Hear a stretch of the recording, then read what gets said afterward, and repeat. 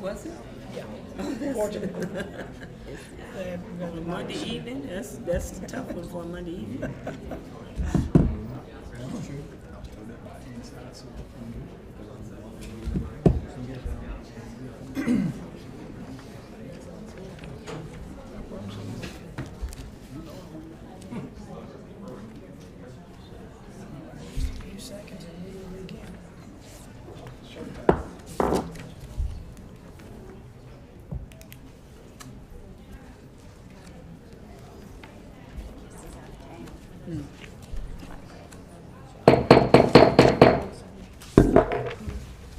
Good afternoon. Today is Monday, March 13th, 2023, and this is a meeting of the Cherokee County School Board of Trustees. I'd like to welcome everyone here and family members who are here to celebrate recognitions, associates, faculty and staff who are here, and our guest, Mr. Hammer, Mr. Powell. Thank y'all for being here.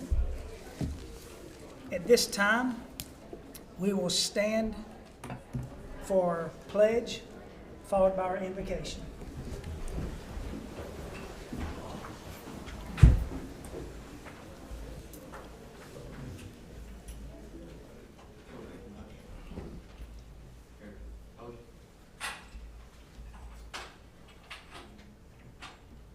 Forward, march.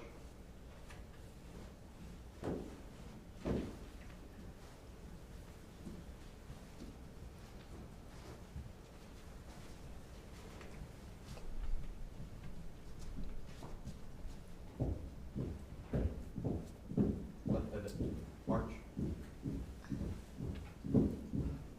Velcro, hold. Breathe in, arms. Attention, salute, pledge.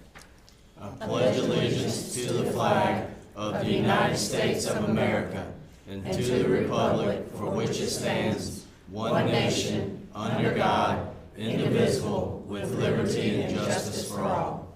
Order, arms. Part time, march. Right pivot, march. Forward, march.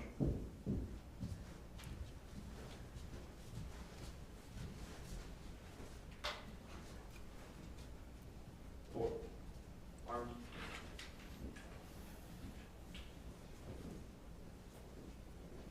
Ms. Dawkins. Dear Lord, we come to you tonight, thanking you for allowing us to gather together one more time. Dear Lord, we ask as we sit here tonight discussing business for the betterment of the Cherokee County School District, that you guide our hearts and you guide our minds. Dear Lord, we ask that you protect our children as they go in and out of the school buildings. And we ask, dear Lord, that you give our teachers the zeal, the zest, dear Lord, to teach our children in a way that they need to be taught. Dear God, we just ask that you continue to lead and guide us in everything that we do. We thank you, Lord. Amen. Amen. You may be seated.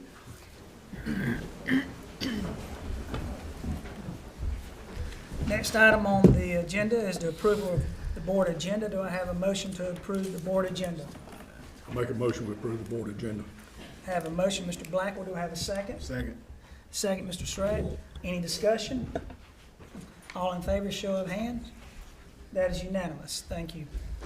Next item is approval of board minutes for February the 13th, 2023. I make a motion that we approve the board minutes dated February 13th, 2023. We have a motion from Ms. Dawkins. Do I have a second?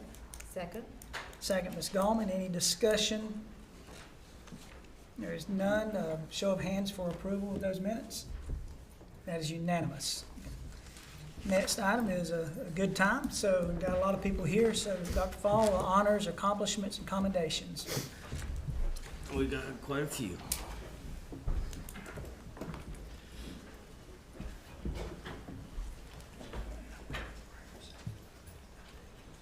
Good evening, trustees. We are super excited about all of our honors tonight. The South Carolina Junior Scholars Program was established in 1985 by the State Department of Education to recognize 8th grade students with exceptional academic talent and develop strategies for inclusion into special programming. In order to be recognized as a South Carolina Junior Scholar, a student must score a 550 or above on the 8th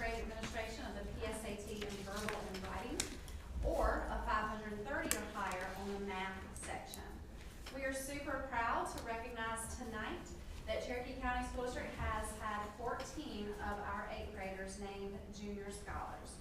So we're going to recognize those students now. From Blacksburg Middle School, Belinda Dodgton.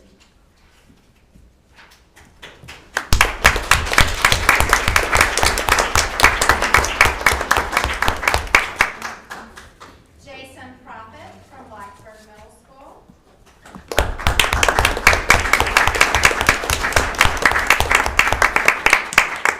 Trevor Blanton from Gaffney Middle School.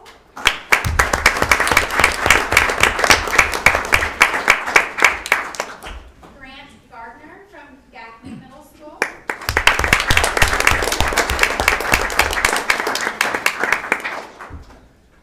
Catherine Lasanic from Gaffney Middle School.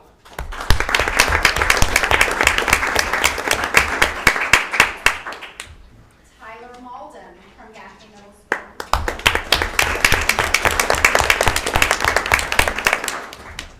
Daria Patel from Gaffney Middle.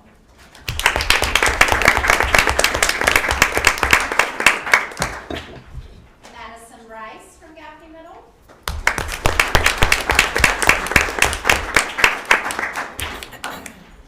Gavin Smith from Gaffney Middle.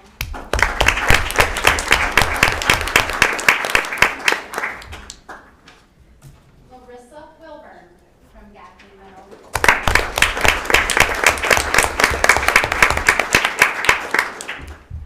Haley Holcomb from Ewing Middle. Aaron Scruggs from Ewing Middle.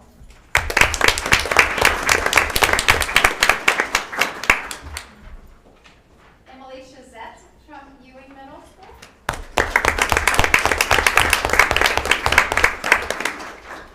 And Alyssa Smith from Ewing Middle.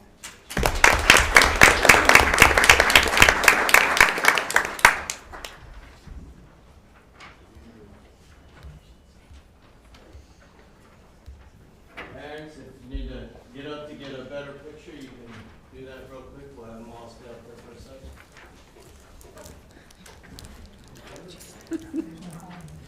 There's a hole right there. See that hole?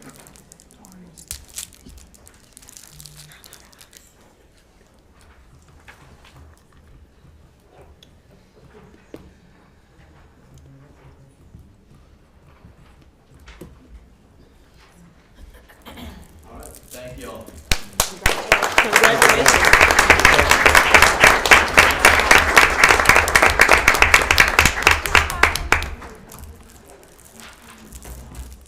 Over the past 2 years, we have worked to elevate the arts within our district so that the extraordinary talents of our student artists will be lauded alongside the students' academic achievements and athletic prowess. This year, we were fortunate to partner with the City of Gaffney and offer our middle school student artists the opportunity to merge their skills with a study of history through the Revolutionary War note card contest.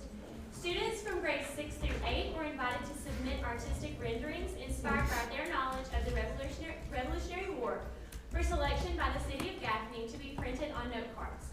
These note cards will be sold to benefit the Revolutionary War Discovery Center that will be built in our community. We are thrilled that our student artists' work will be an important part of this community project, and we are excited to honor them this evening. Jillian Pearson from Blacksburg Middle School.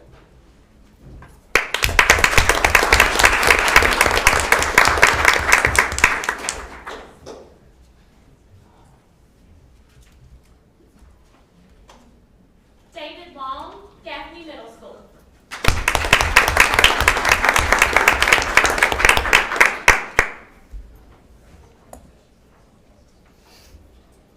Lila Lipscomb, Gaffney Middle School.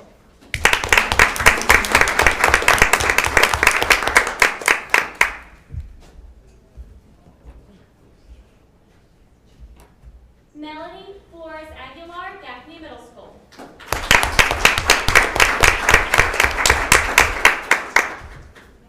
Kanaya Medina, Gaffney Middle School. Madison Dawson, Gaffney Middle School.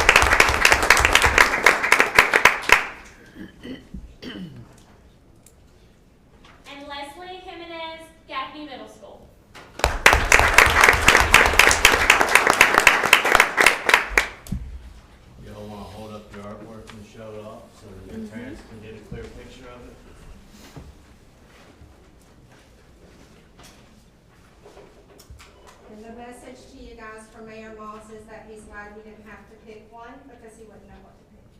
You guys are very talented.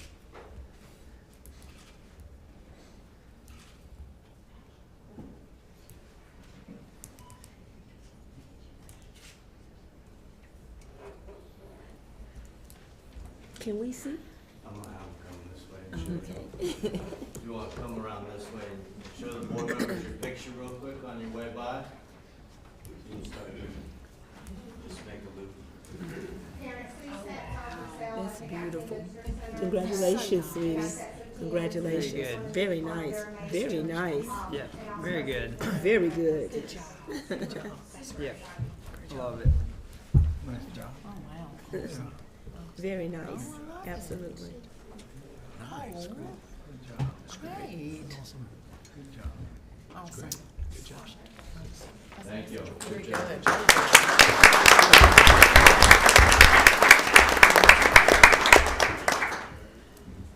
Odyssey of the Mind has been around for about 40 years. That's about how long ago it was when I was an Odyssey of the Mind coach. This program emphasizes creativity, science, technology, engineering, arts, and math. The program aims for students to understand a problem and create their own solution. Recently, a group of fifth graders at BD Lee competed at the state Odyssey of the Mind competition that was held in Spartanburg. Through acting, storytelling, prop building, and dance, the BD Lee Stingers were honored to come in first place at the state competition after Wonderful. presenting a story based on Harriet Tubman and the Underground Railroad. These students are guided by Coach Amber Mooney, Casey Quinn, and Sharon Hill. So please join me in congratulating these students. Zachary Georgopoulos.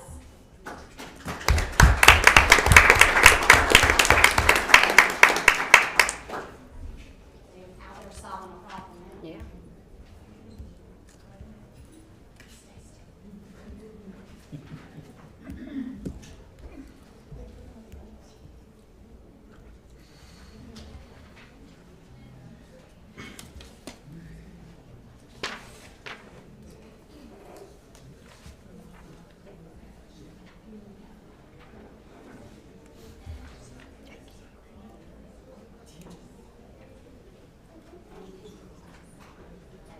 All right, we'll go again.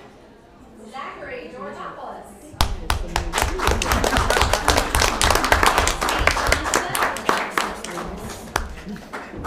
Hensley Littlejohn.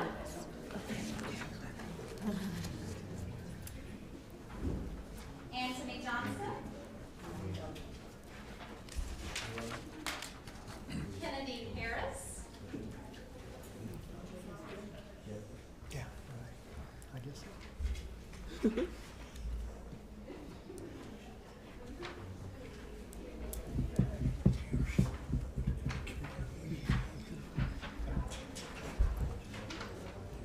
It's a fun show. Amari Hill. Hey, Jay. Hey, Jay. Hey, Kinsley. Tamaria Littlejohn. Kennedy. Darzell Jeffries. And of course, our coaches, Amber Mooney, Casey Quinn, and Sharon Hill. Congratulations. Congratulations.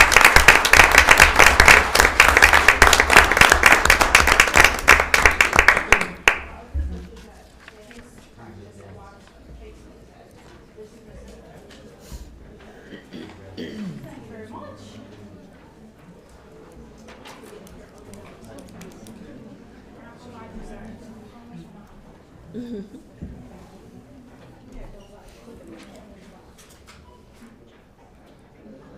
Big smiles.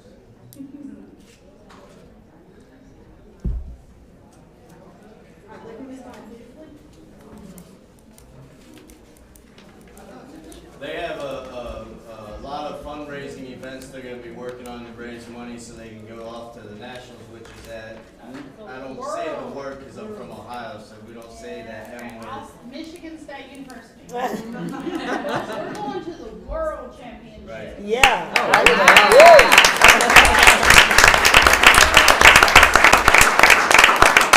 You'll be seeing a lot of fundraising opportunities from from this group, and we're super excited for them, and we are going to make sure that y'all get there one way or another. Absolutely.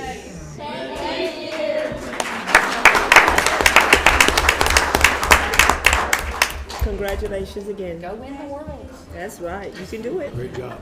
Good job. Congratulations. That's good. Awesome. That's good stuff.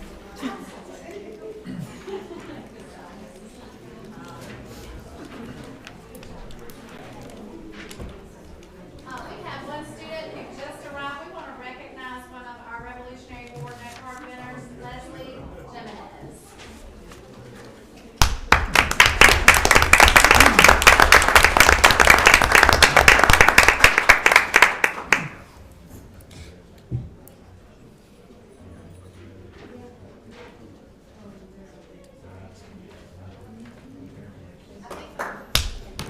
Whoa, whoa, whoa, whoa, whoa.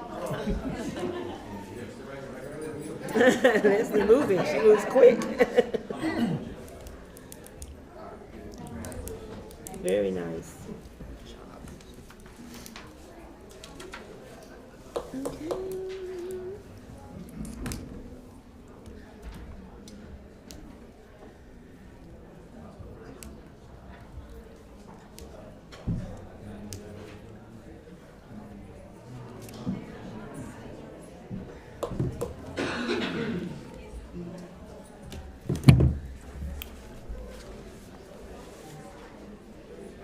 On behalf of Blacksburg High School, we'd like to honor Coach Bobby Rogers, who was named the Region Coach of the Year of the girls basketball team.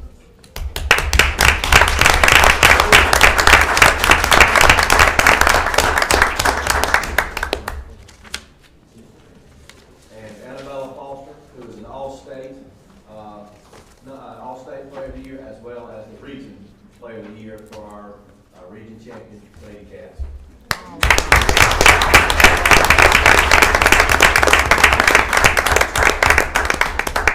Very nice. Congratulations. Yeah, good job.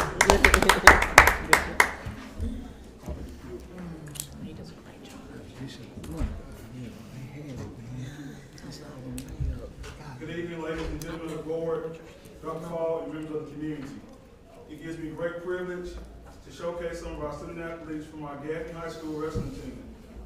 The team had an exceptional season, having made the playoffs for the second year in a row. First, we have Clara Hannon. Clara wrestled in the 120 weight class. Clara won state this year in her division. She is also a two-time middle school state champion.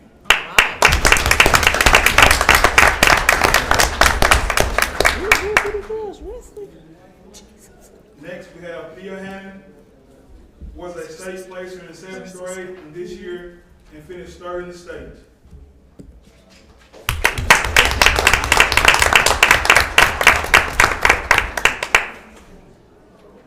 We have Anna Hannon.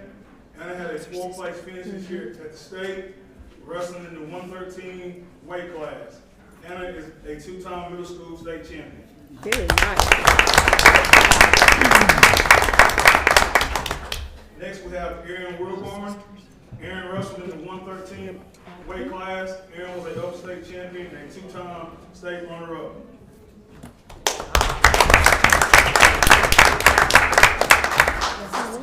Mike Mabry. Mike wrestled in the 132 weight class. Mike was a region champion as well as an upstate champion.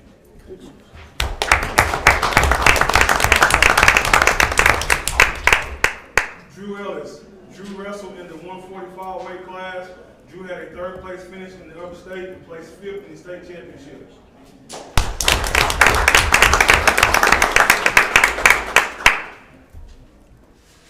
Dante Bond. Dante wrestled in the 195 weight class. Dante was a regional runner-up and a state qualifier.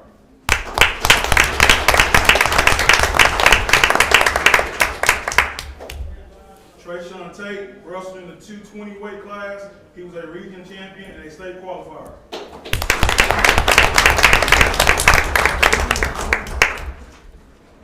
Lastly, we have an individual when asked to give a summary of himself reported this. Team accomplishment coach, 6 years a Gaffney wrestling coach, back-to-back playoff appearances, 2 state champions, 3 state runner-ups, highest upstate finish in team history, and most state qualifiers in team history. Let's give a round of applause for Coach Dan Grove.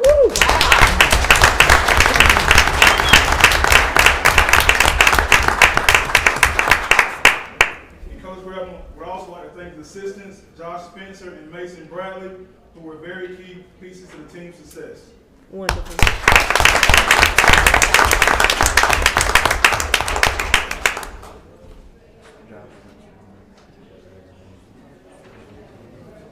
I know it. I'm little bitty girls. They take us out. Hold you down a little bit. Great job, Coach Grillman. The ladies down here. Congratulations.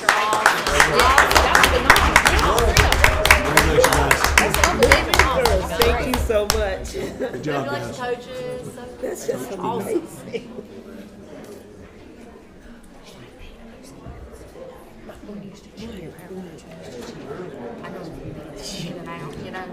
Hey, Rob. They're tough. I believe it. They probably wrestle each other. I know that's right.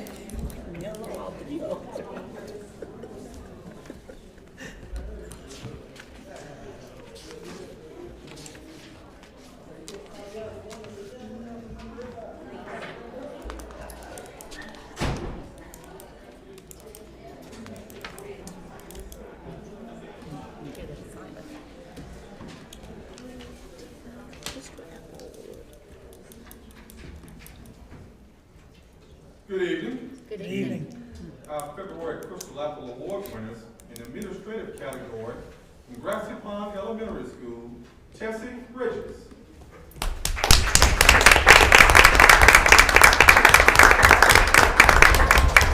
This is Ms. Bridges' first year as an assistant principal, and she is rocking it.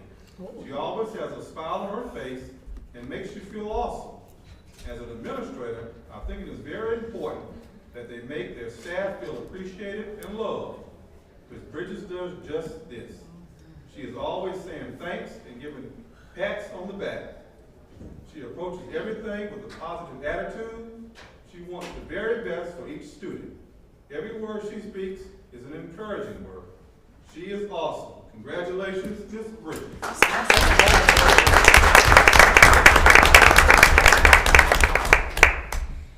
Teacher of the Month, Gaffney High School, Madison Dunn.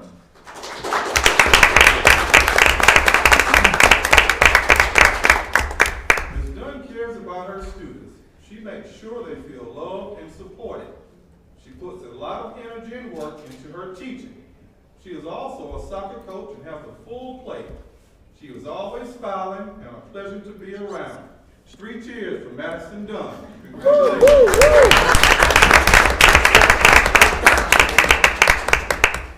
In the support staff category, from BD Lee, Julie Root.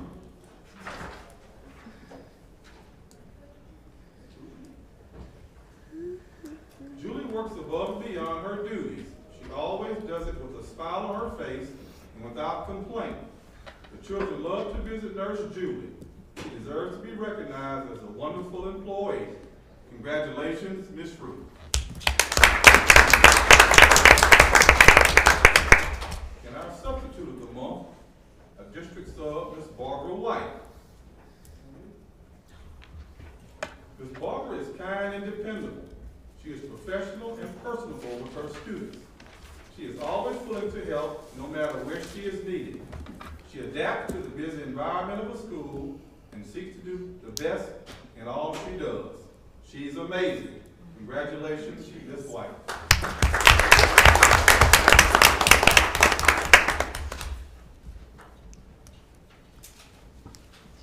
Normally, I would ask if anybody wants to go ahead and leave, to go ahead and leave, but it looks like everybody has left. So, does anybody, any board members want to make any comments while everything's still fresh on their minds? As far as the awards, accommodations? Dr. Fall, I got a question for you. The Odyssey of the Minds group there. How many schools do we have now participating in this? BD Lee for a long time was the only one there. Is that, Just the two. We have one that's starting.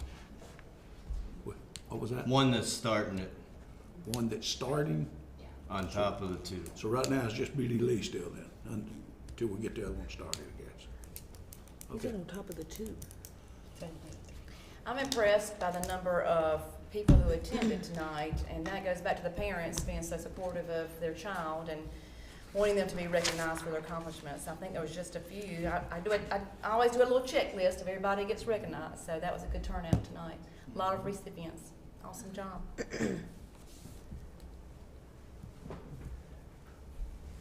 I would like to say to Ms. Bridges, I heard in some of her comments, some of the comments that I was going to make at the end of the meeting tonight about just saying thank you and about respecting the teachers, and you know, that makes a world of difference when you when you just show them some respect and kindness, and that's what makes our teachers want to stay in the profession that they're in. So I thank you so very much for that, Ms. Bridges. Keep doing the wonderful job that you're doing there at Grassy Pond.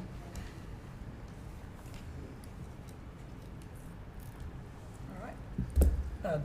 Next item is school board policy, BCBI, public participation. Dr. Paul? We didn't have anybody that signed up. Okay. Next item is model policy for unencumbered time, second reading. Dr. Carpenter? Good evening again. We had no new changes or revisions to the model policy on unencumbered time, so we asked for board approval on that policy. Second reading, do we have a motion to accept the model policy for unencumbered time? I'll make a motion to accept the policy. Got a motion, Mr. Blackwell. Do we have a second? Second. Second, Mr. Surratt. Any discussion? I just have a question, Dr. Nix. Dr. Carpenter, have we ironed out exactly the specifics on how we'll cover those classes for the unencumbered time? I believe Dr. Paul wants to speak on that topic this evening, but what we're going to do on the elementary levels is take that from their planning time, so we should be able to cover that. We'll do what? Take that Take from it their from planning planning time, the unencumbered time will come out of their planning time. Oh. It'll be unencumbered. Can we do that? I mean, is that? Yes. Yes. So explain that, how that'll work, Dr. Carpenter. I'm not understanding, I don't think. So teachers are allotted planning time during the day, so we'll take this 30 minutes unencumbered time out of that planning time. Not all, the reason that the State Department did this is not all elementaries have a planning time. Okay. So across the state, there was a lot of elementary folks that had no time. So that's kind of why they did the 30 minutes. We were fortunate our elementaries had a planning, so we're just gonna build this 30 into their planning time. Okay, Which so doesn't, all of our elementaries. yeah, which already doesn't have- impact them because they're still getting their time. This just guarantees 30 minutes where they can't be called out for stuff. What about at the middle and the high school level? Dr. They're doing Paul? the same thing. That's, last reading, if you remember, I said that the difference from ours versus the state is we want to go K through 12 versus the state is just elementary. So we've expanded it to the middle. And the middle and high is much easier because their plannings are longer. Middle has 2 plannings, high school has a 90-minute block, so it makes it much easier on them. Okay, that makes sense. I just know when folks are out from the middle and high school level, it makes it tough because they're having to split those classes if we don't have subs. As we know, subs are hard to come by now. That's so. one of the things that is mentioned in the policy on state and ours, same language, that the only time that you are allowed to call them from that 30 minutes is if there is a shortage or some kind of safety concern, something along those lines. It has to be a legitimate reason to have them not have their 30 minutes. There's always a shortage though, right? At the middle and high school level, it seems. So I hope that during budget time, maybe we can look at incentivizing, covering those classes for the teachers who are having to. Well, what we're looking at is to possibly going back to, and it will depend on budget, is possibly going back to having a full-time sub at every building so that helps with that coverage. At least one. Which we were able to do with ESSER money before, but now that money is. It's just such a priority. I mean, these kids are always split now, and sometimes they go into classes that have nothing to do with the classes that they were in. So, thanks for that insight. I appreciate that. Any other questions? Discussion? All in favor, show of hands.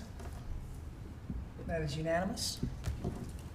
Okay, next item is Human Resources and Student Services update. School. Excuse me, I am sorry. I was writing. Next item is Corinth Elementary School presentation. Miss Allison, forgive me. Throw something at me.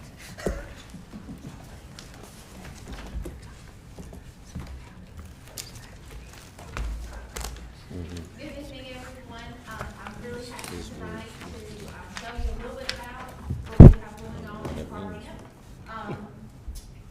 Just a little bit of history that I have learned by preparing your presentation. Corinth Elementary School is over 100 years old. I don't know the exact year that the first school started, but it was originally right past Corinth Church, if y'all know where that is. And then in 1924, the picture you see, that was a 5-classroom building. And from what I understand, it was right across the road from the existing school. And then later in 1957, they built the building that is there now. There have been, of course, additions made to that in 1975, 8 more classrooms, a library, office, and teacher conference areas. Renovations have been done in 1975, and in 1997, what we call the front hall was added to our building. And then in 1998, a brand new gym was built that is not attached to our school, but it is very, very nice for us when we have programs, and we fill it up and we have programs out there. Just a little side note that's not on there. In 1987, I walked in that door. I was lucky to go there from 5K through 6th grade, and then I returned last year as the principal. So it's extra special for me when I go to work because I'm at home there. So, and you have this PowerPoint too, by the way. I printed it so you can see the full stuff. So, all right. Next, just a little bit of our student information. This is our attendance map for our district. We are the Brown area, so you can see that we serve a good portion of the county, a good land portion of it. As of today, we have 2 new students enrolled, so we have 342 students today. 47% male, 53% female. We're very diverse. Majority are Caucasian, but we have African American, Hispanic, Asian, and then 2 or more races. 8% of our students are in gifted and talented. 10% are in academic skills. Some of them receive just reading help, some writing, some math, and some all of those. And then 8% of our students are starting in speech. And this year, our speech teacher is virtual. I was very nervous at the beginning of the year, but this has been a great experience. When that teacher gets going, you forget. She is in Edgefield, and we're in Gaffney. You forget that. Those students' needs are met 100% by her. So, thank you for giving us that opportunity. Thank you for making it possible. Okay. Our staff, we share our assistant principal with Draytonville, Ms. Hodges, and we have 20 classroom teachers, 4 special area teachers that are there 5 days a week. Each of our 4K and our 5K classes have an assistant, and we have a technology assistant that's there each day. We have a full-time literacy coach, school counselor. We have a full-time reading interventionist, and then we pay for a part-time reading interventionist out of Title I money. We have a resource teacher that's there all day, and then we have a second resource teacher who comes and serves a couple of hours in the morning for our students. Our EL teacher, she is there 2 days a week. Currently, we just have 3 EL students in our building. Our speech therapist, we have 5 cafeteria workers, 3 custodians, a bookkeeper, a power school secretary, and 1 fantastic SRO who will do anything. His job is yours if you do it. Great. Okay, our school report card data. I know you guys know all this already, but our overall rating score was 48. I believe that was the highest in the district. You know it was. We are very proud of our school climate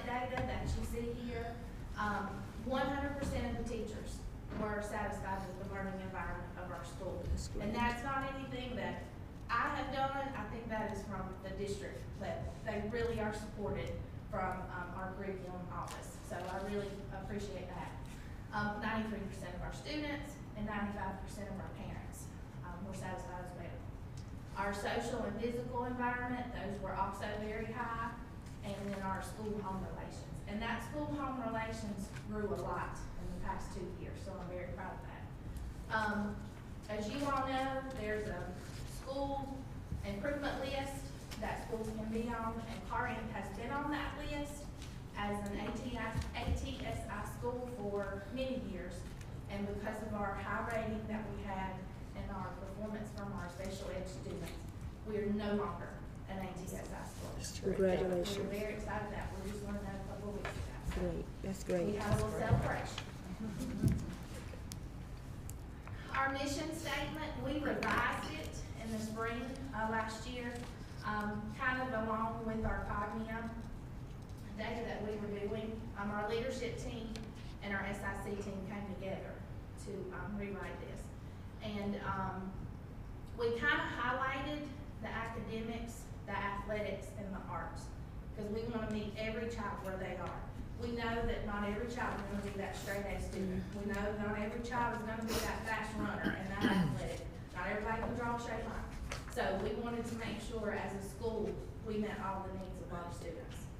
So as I go through the rest of the PowerPoint, you'll see how those were addressed. That is our iReady reading data.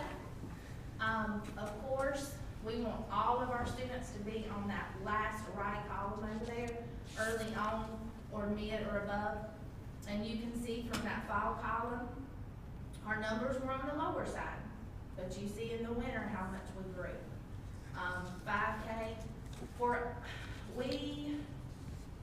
we had about 25 new students that had never been to 4K before come to us in 5K. So without having that 4K exposure, we knew we needed a lot of support to them. And our 3 teachers worked very hard. So you can see we went from 16% to 74% just in a couple of months. Terrific. So they worked very, very hard. Our first grade teachers, they had a good jump, and the rest of them did as well. So we know we're moving students in the right direction. Right. We're very proud of that. What we like to do so that we don't miss a child, we have a data wall that we're very proud of. This is in our literacy room. Every child in our building has a card. The colors are just grade levels. And we track that student each time they take our reading. On the back side that no one can see is their information, and then on the front side, that child is either a letter or a number.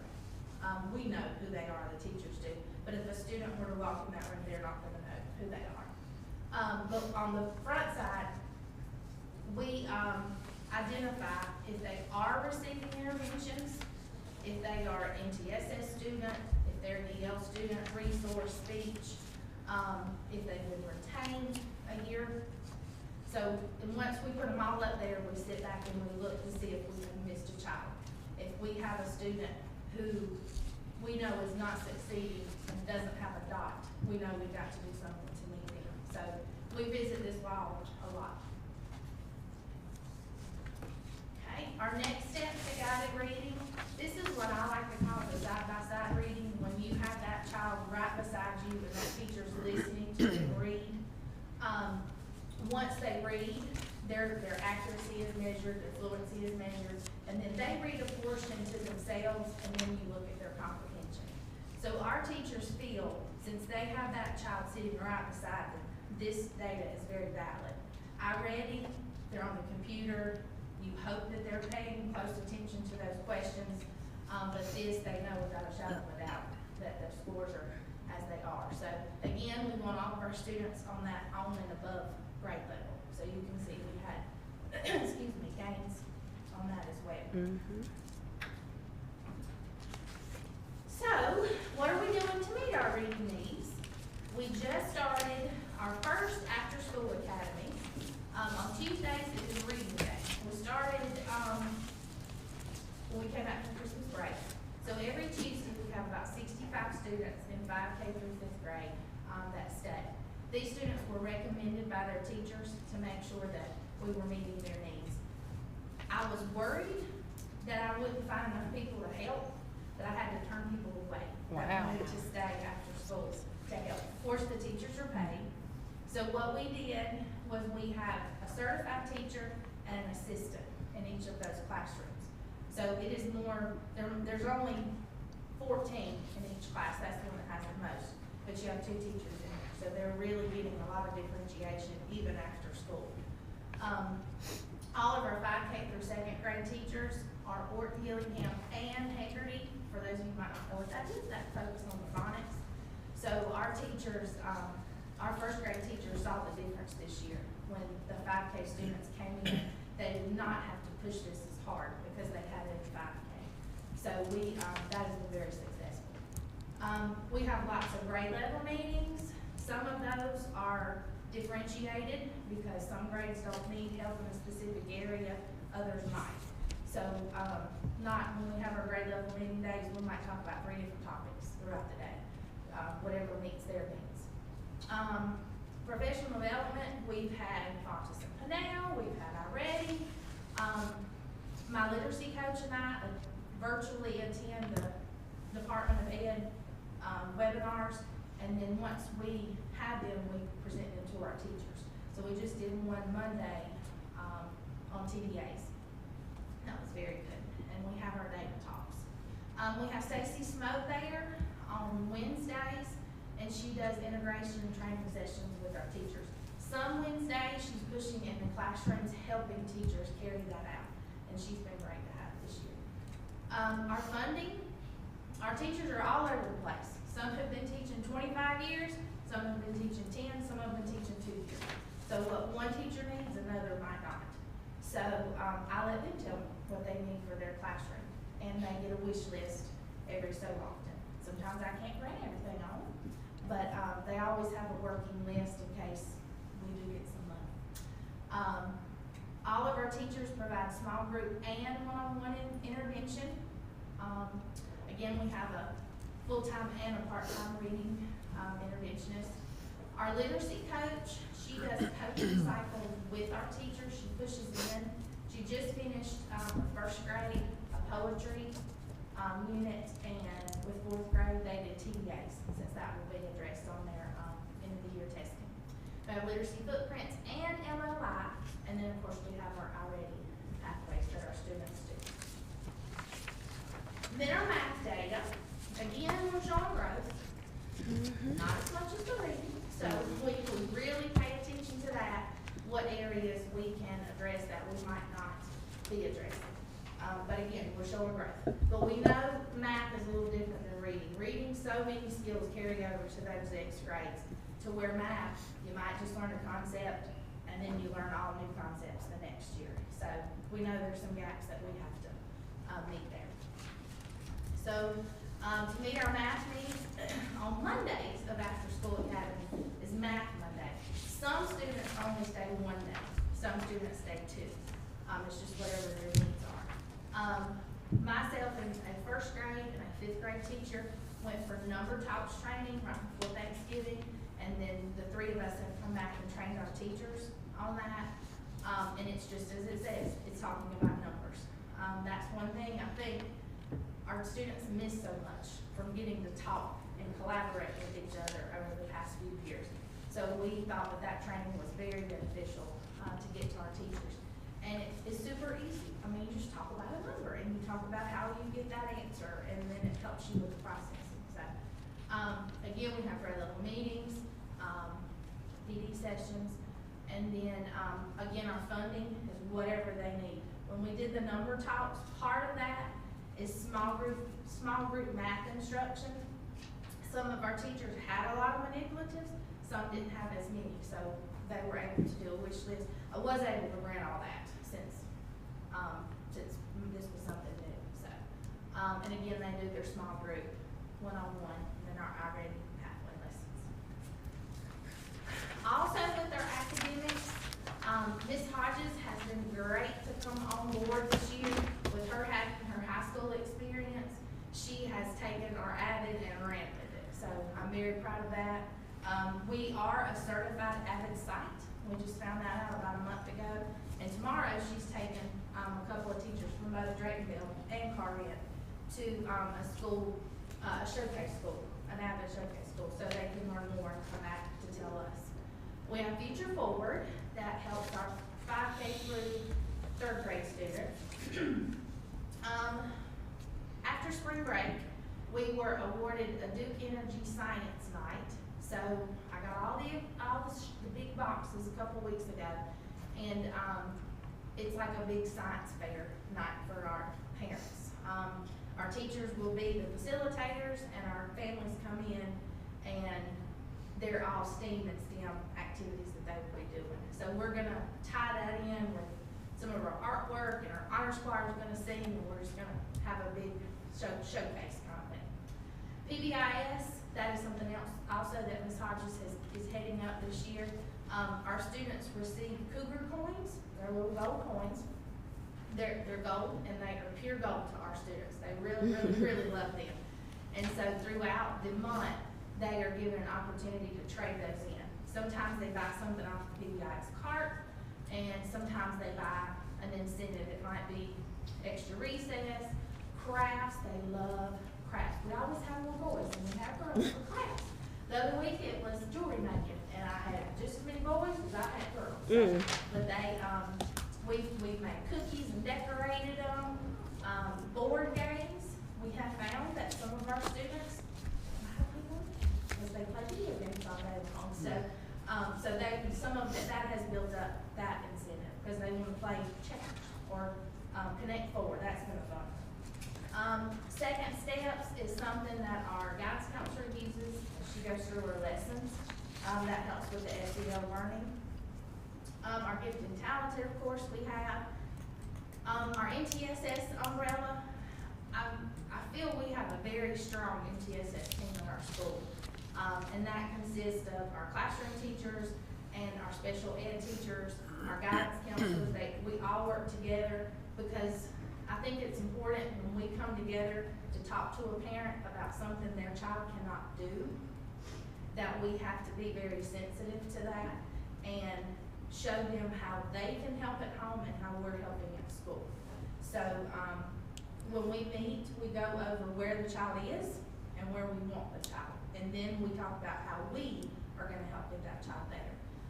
And that could deal with all of those on that umbrella. We have some students we meet for behavior, some students we meet for speech, academics, or just social. But I feel like we have a very strong one. Most of our students, when their needs are met, we're able to graduate them from MTSS. Some students, our interventions do work, but not as fast as we would like them to. So they're referred for testing, and then if they're placed, they get their academic help. STEAM, this has been a school focus for the past 2 years. When I came on board, I didn't know what they had in place. So I thought, well, STEAM's good to start with because we need to work together, we need to collaborate, and they need to learn problem solving. So last year was more modeling for the teachers, and then this year the teachers have taken on that. Attendance is very important. Students can't learn if they're not at school. So one thing that I started this year was monthly attendance incentives. The top 2 classes each month get an incentive with me. The teacher gets planning, so the teacher's pushing for that attendance because they want a little extra time. But our daily attendance average is now 95%. That's great. So That's great. We're very proud of that. Great. But we have like bingo. Friday we had Minute to Win It St. Patrick's Day activities. We balanced Fruit Loops on a popsicle stick in our mouth. We had all kinds of stuff. We built gingerbread houses at Christmas. We had popsicles and extra recess. But probably our favorite so far was in the month of January. We partnered with I-Squared. I emailed Ms. Goodson, and she brought her I-Squared students who had just finished their cookie unit to our school, and their last assessment was teaching someone how to decorate a cookie. So our 2 classes were able to get exposure to culinary arts. And then she brought little cocoa bombs for them, and they thought that was amazing. So that's probably been the favorite of them. And some of our STEAM activities, this was in the fall. Last year, we had Pumpkin Palooza, 2 days of pumpkin STEM activities. We had pumpkin seeds everywhere. But this year, we focused on apples. So, the two pictures right there in the middle, probably the one in the middle is my most favorite. You can tell they are really, really, really thick about those apples. And the teachers did all this. The one in the right corner up there, they're building pumpkin catapults with the little big pumpkin, not pumpkins, not the big pumpkin. But they figured out how they could build those to get them the farthest across the classroom. We had a pumpkin patch last year and this year where we decorated the area right outside of our cafeteria so that all of our students could experience a pumpkin patch. And our teachers would, we had a little sign-up sheet in the hallway, and teachers would take their classes down there for read alouds. And then at the end, every child got a pumpkin. And then came winter, and we built shelves for elves on the shelf. With gumdrops and toothpicks. And the picture in the middle at the top, those are kindergartners. They were seeing which group could have the tallest Christmas tree. And then the bottom middle, first graders, the gingerbread men had a state, and they had to build houses for them. And we put them in the hallway because the gingerbread men couldn't get in the classrooms because the doors were locked, so they had to be in the hallway. And then the bottom right, one teacher was very brave. They made Christmas lava lamps. And they had good time. Our STEAM goes into our writing. Each month we have a book of the month that our literacy coach and our librarian work together to choose books. So this was back in November. And if you find a leaf, so one teacher took this, gave them a little bitty fake little leaf, and they created these projects with them. So we have bark scents. So I couldn't believe the fifth graders remember who bark scents but a leaf as a hedgehog, and then the fire from the dragon. So that was just something. And then our teachers, they have fun with this thing too. We do a lot of team building activities when we're having our professional developments. And we do love to read. We have a little book cabinet outside of our building for our families in our community where they can check books out. We also have one on the outside of our library where students can.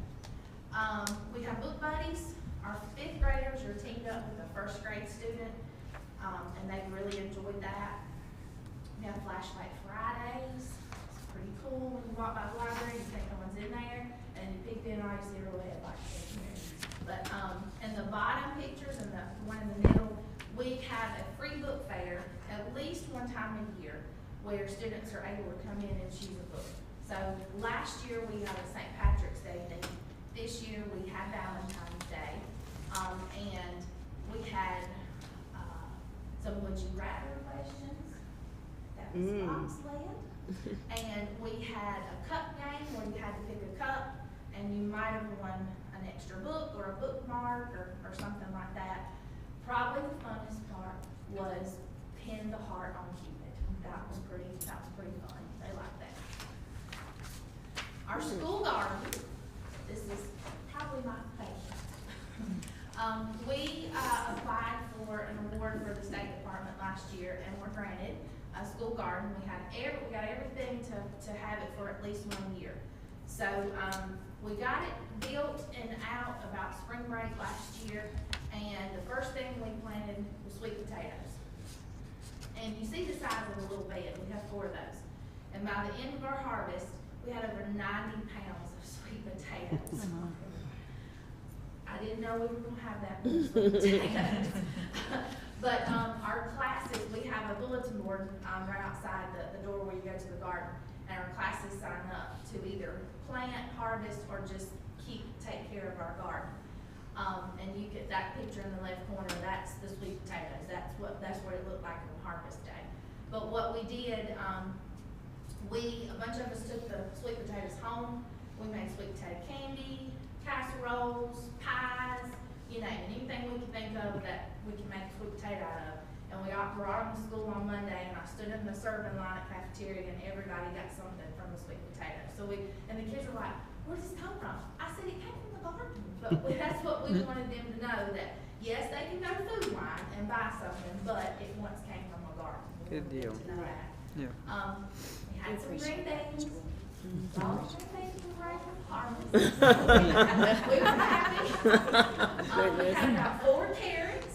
Oh. They went into the vegetable soup. I took care of those. But we've tried kale, didn't work. The broccoli, the cold over Christmas got our broccoli. Kids were very sad about that. Our squash, you had lots and lots of blooms, but no squash. So one of our 5th grade classes researched, they didn't have enough pollination. So now they want a beehive. So we're gonna plant some flowers and try to attract the bees that way. But Friday is harvest day for our onions.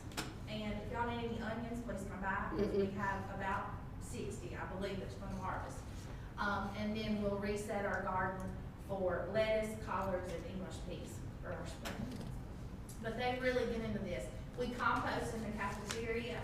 We have a worm garden outside that's gross, but they love it. And then we put the worms in there once we rebuild our garden up. So. And we were able to submit an entry into the state fair, and we won 2nd place. So we won a $250 gift card that now we can have our supplies for next school year. Great, that's good. Good deal. Athletics, we have Girl on the Run. They run their first 5K at the end of April. These are our 3rd, 4th, and 5th grade girls. First tee were the reigning champs for the district in first tee. And last year we had I Love Me Day, where our students rotated between sessions of yoga with my socks. And Christina Cody came, and she showed them the importance of having a rainbow plate of fruits and vegetables. And then they went to Miss Reel, our guidance counselor, and she did breathing techniques for calming. And she had the voice just like this. And when you went in, she would put you to sleep. Like, she just had such relaxing voice. So this year we're doing Lucky Me Day on Friday, and Miss Fox is coming back to us, and we're doing Zumba. I know that'll be fun for our students. We had to walk around the school day. Of course, since we are so rural, we cannot walk to school safely. So we walked around the school. We had some of our high school students come, and some of our district office employees came out, and our students rotated. And when they got back in, they had a bag of fruits, vegetables, stress balls, papers of different exercises that they could do at home. And our arts, this year we have started an honors art class that Mr. Smalley does. He has 4th grade students for one period, and he has 5th grade students for a different period. And these students had to create a portfolio of their artwork, and then you can see some pictures of them working. They're working on canvas paintings, pastel drawings, and then at the end of the year they will look at digital design. And then our honors music with Mr. Smith, they had to audition, and they are learning how to read music, write music, and play the ukulele. And then in addition to that, we have our honors choir too, that they meet after school. But they meet each week, and our students know that they will miss a little bit of class time, but that was part of their agreement that they would make sure that all that work was made up.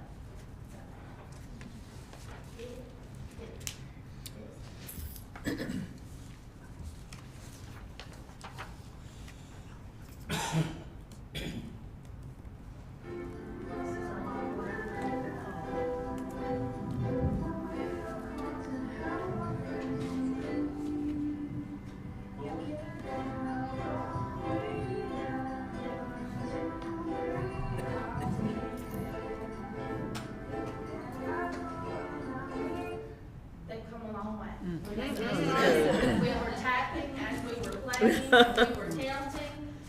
So to help them with the nerves, they take their concert on tour around the school. And then mid-May, they are going to some of the senior centers and the veterans home to present.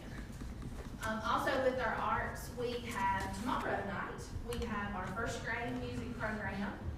We've already had a fourth grade one, and then second grade is in April. We have Legos this year, and I have stepped up to be coach. I thought it was just building Legos. I didn't know. I didn't know. We're having fun. We're having fun, and the kids are really enjoying it. They're teaching me way more than I'm teaching them, I promise you. We have the Spartanburg Ballet come, and in February each year, our music teacher with our fifth graders, I learned this, the banjo originated from the African American culture.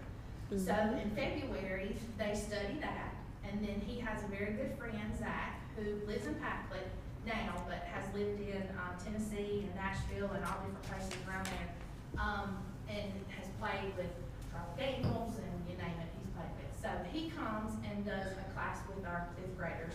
He brings his banjos. So we just had that 2 weeks ago, kind of sum that up. And then in the middle, we have our schoolhouse coffee shop. This was in the works before COVID hit, and that kind of put it on a standstill. But last year, we were able to get it up and running. This is 100% student-led. There are adults in there that facilitate it, but it's the students are the baristas, the cashiers, and the deliverers, excuse me. This year, we've not been as strong with it as we had last year. Just had a lot going on this year, so, but our hope is next year to start that even stronger. But our PTO helped us get this up and running. I think some of you have been in our building and got to see it firsthand. So, our overall goal is that we will have a mobile app that our parents will be able to make their order and a student delivers it to them in the car line. But that's down the line. One step at a time. Our service projects, we want our students to know that it is important to give to their communities. Giving back is important. So last year we did Meals on Wheels. All we did was decorate pumpkins, and they voted for their most creative one. We gave $1,400 to Meals on Wheels in 3 days. That's wonderful. Our teachers are very good volunteers for Meals on Wheels. Anytime we have a day off, summer break, we are the #1 business that wins every year for Meals on Wheels. Just the low car rent down there with our teachers. Salvation Army, we do a canned food drive every year. Last year we did Peach Center Ministries. We had 2 parents that worked there, and so I called them, asked them what they needed, and they said they cannot keep enough socks. So we had a sock drive. 1,200 pairs of socks. Wow. In like 3 days. We had 2 carloads filled to the top. That is great. And this year we did March of Dimes. We donated $600 over a week span to March of Dimes. We had our latest one has been our Humane Society. We had our PTO purchase crates, and we stuffed the pet crates with all kinds of materials and we were able to fill up 5, and we took it to the local shelter. The picture, one that has been our favorite, and we're gonna do it every year, we helped our veterans home. This was their first Christmas that they had, so we worked with them, they told us some things they needed. We got all the ornaments for their trees, the window clings, the stockings, the wrapping paper, crafts, all kinds of stuff for the veterans, and we were able to deliver it to them. And we did it the same week we did our veterans program, and we were able to let them watch our veterans program at school. Our music teacher worked with them to get that, so that was special. And our community involvement, we have a great PTO. They come in, they do free lunches. We have spirit nights, skate night, Pelicans and Zaxby's. They are great to work with. Our Good News Club is done by Corinth Church. We have about 80 students that stay every Wednesday for Good News Club. Also, Corinth Church does our backpack buddies. Each Friday for us, they bring our bags. The Farm Bureau and the 4-H, Laura Haddon with the 4-H, she has been great with our school. She's helped get our garden girl going for us, and she also comes and teaches lessons to our students. Last month, we had a local beauty shop donate their time and supplies. They came to our school and set up, we decorated the room and had the red carpet and music playing, and they provided haircuts for our students, for some that might not have transportation to a beauty shop. And that was a very special day. Good deal. Some of them just have a little style, but they really liked it. It was a sweet day. We have guest readers. That little picture up there, that is Miss Nina. That is Jackie Yergin, if any of you know that. She is famous in our building for her magic bag. And when the kids see her come down the hallway, they hope she's coming to her class. She's very sweet. And we have our school improvement council that works together. And then last but not least, what ties it all together for our school is our family involvement. Oh, it is very strong at our building. We don't call it donuts for dad, muffins for mom, because we know we need the whole family supporting that child. So when we have events, we call them family events. We feed them breakfast.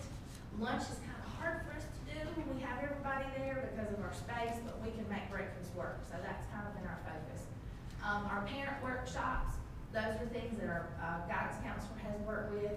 We've had how to make a friend, how to keep a friend, especially for some of our students who were out of school for a couple of years and then transitioning back in. How to do homework, how to have a schedule with your child. More the parent, how does the parent have a schedule with the child?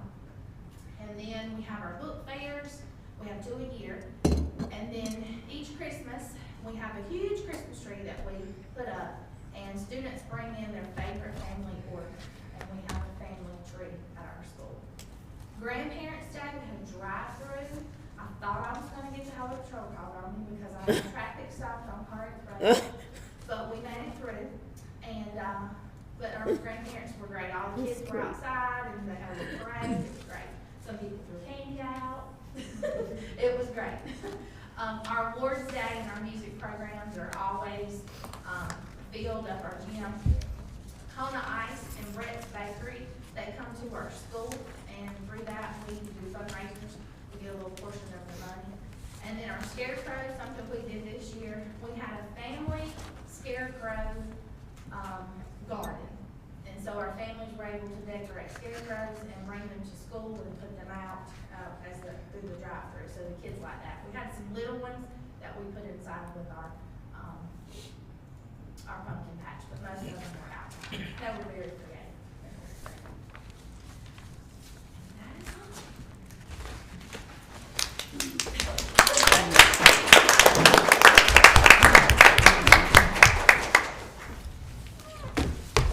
Thank you, Miss Allison. Anybody have any comments?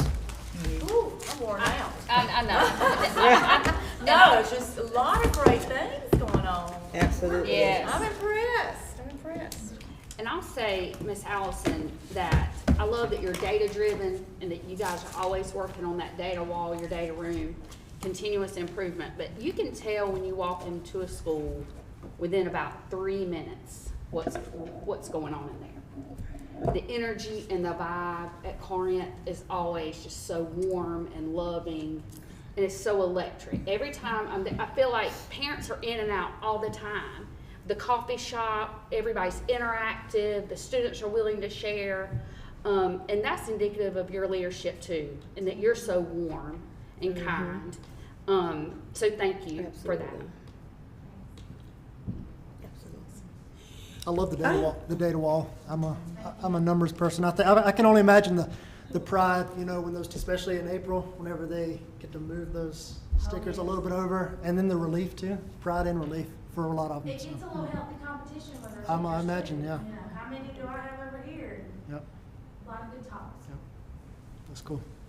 I have a question because when we were at the state conference last month, Lexington brought a program for something like what you were describing on Mondays and Tuesdays, approach to academic intervention. Now, how are you funding that, Miss Allison, there at Corinth? money. Okay, so that way it's continuous, it'll be able to be sustained. Now, how are you gathering the metrics of how those children in that program are improving? I mean, are you doing it by student, or how is? Yes, ma'am. With the after school, each teacher has a roster of their students. Okay. And, for most of our teachers, they didn't have their own children in their class. I actually have a first grade teacher teaching second grade. So she knew some of them from last year, but she had all of their beginning data, and then they give, assessments periodically to see the growth that they're making within, after school academy.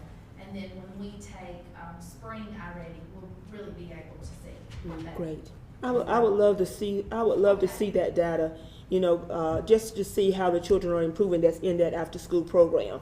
Because it was amazing to me when I learned of that down there, that Lexington already had that in place, and they too were paying their teachers, paying their assistants to come.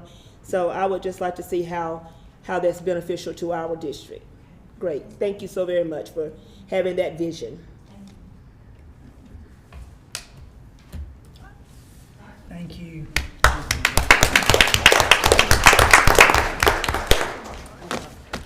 Now we'll go to the next item that I prematurely announced. So we'll do a Human Resources and Student Services update. Dr. Carpenter, Ms. Westmoreland.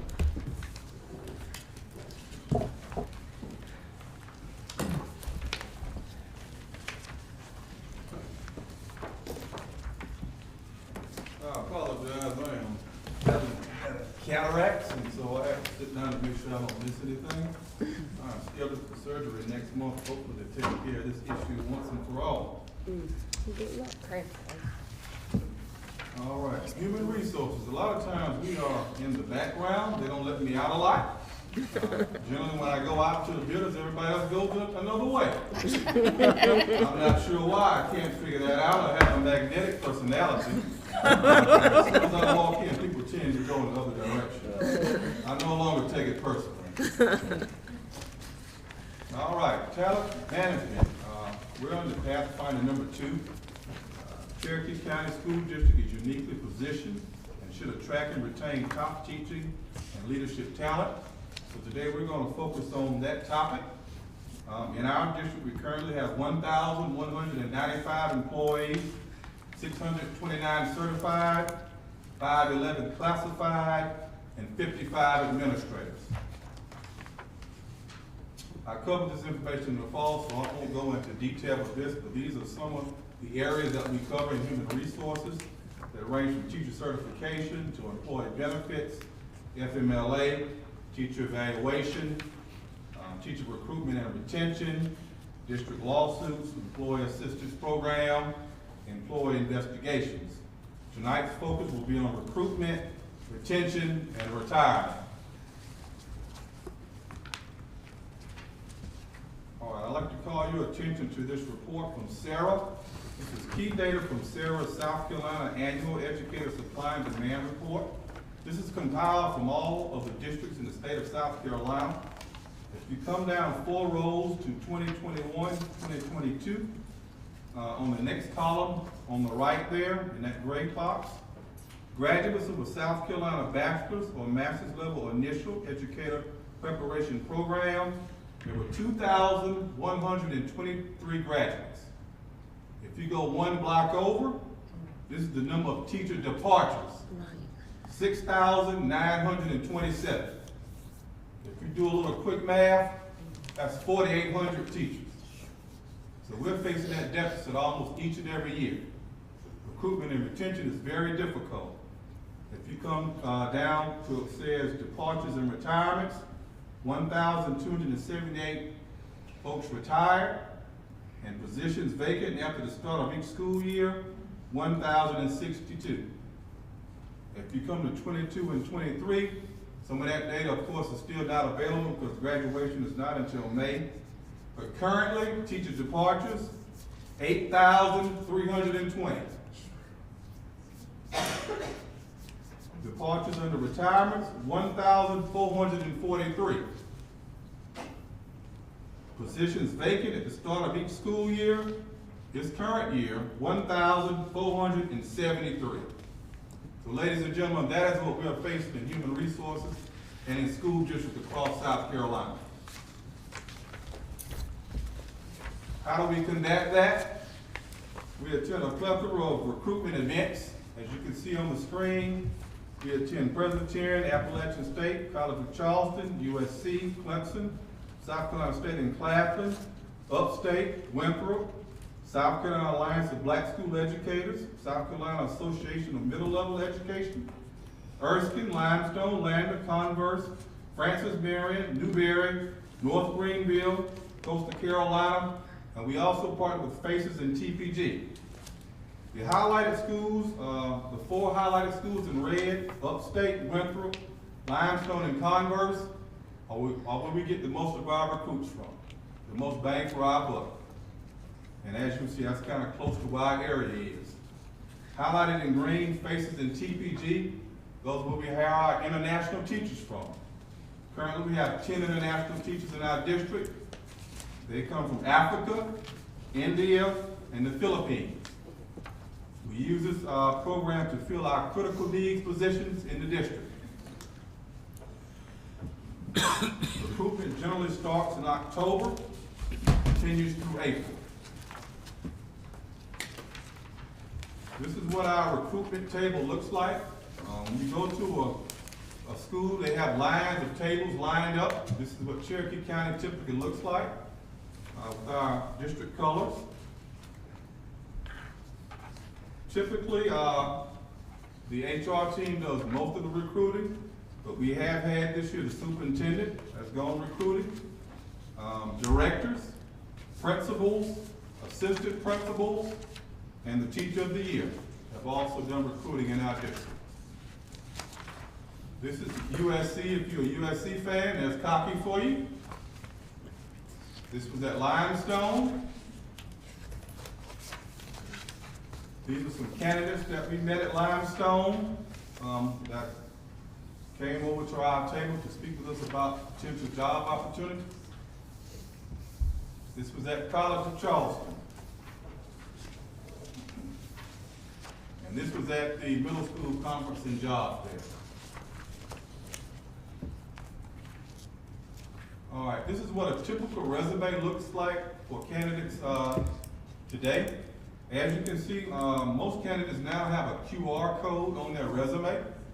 So if we scan that QR code, we can actually see them teaching lessons. It's embedded in their resume, so that's something new. When I came along, all we had was a resume. A lot of times now, kids will come up and just give you a QR code on a little square. Now, I don't particularly like that because I like to keep up with it. Yeah. We prefer it to be on a resume, but this is what people are going to now. Once we come back from these recruitment fairs, the information is sent directly to our principals and directors to start the recruitment process. This is our scan-in code. When you come to our table, you can scan it so we can keep a record of what our potential employees come to our table if they don't have a resume to share with us.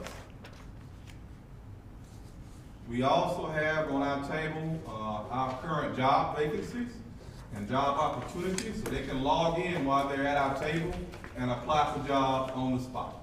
We don't want to miss anyone, have anyone leave our table without applying.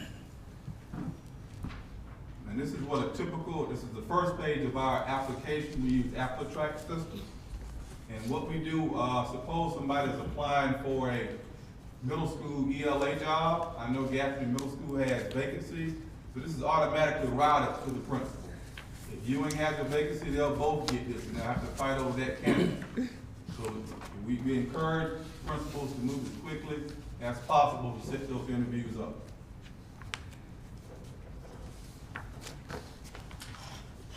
All right, 8 important teacher retention factors is based on research.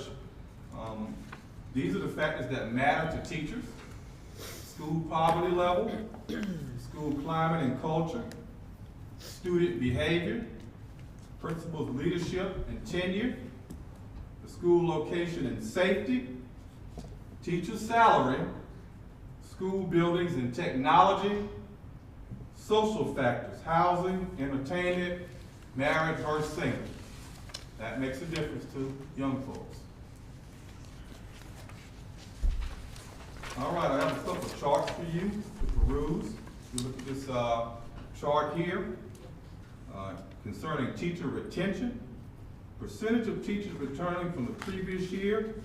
We have CCSD here as compared to Spartanburg 2, Spartanburg 3, Spartanburg 7, York, and Rock Hill. The reason I have these school districts listed is because these are the school districts that typically take our employees. These are the folks we're competing with.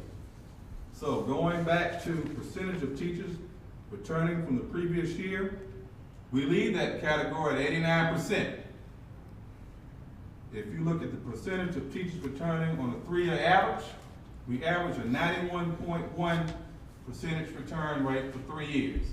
Again, that's the highest compared to these districts that we are competing against. Is this this past year? Yes. Present, okay. Yes. This is from the school report card. That makes me feel better. Yes, ma'am. Teacher survey results on student engagement. Teachers satisfied with the learning environment, we're at 92%. You can see how we rank against the other school districts here. We're not too far from the top there with Spartanburg 2 and 3. Teachers satisfied with the social and physical environment, we're at 91.1%. Again, these are all important retention factors. You can see how we compare in that category. Percentage of teachers with advanced degrees, we're sitting at 61.9. Not too much of a difference between the districts in that category. Teacher attendance rate, we're at 92.2. Not a whole lot of difference in that category as well.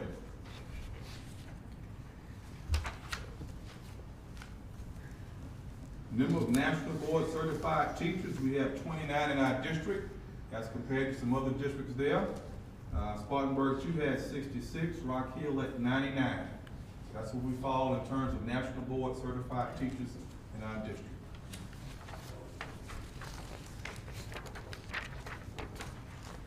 Teacher perception of school safety. I feel safe at my school before and after hours. We're at 98.6. So that's a pretty good rate of teachers and students feeling safe. The rules for behavior are enforced at my school. Now we're at 80.5% there. That's an area of improvement for the district that we need to work on.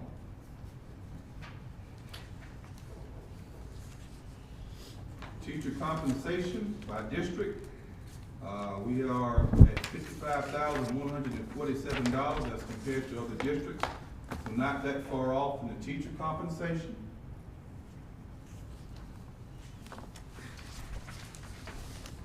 Administrative compensation by district, we are the lowest at $82,358.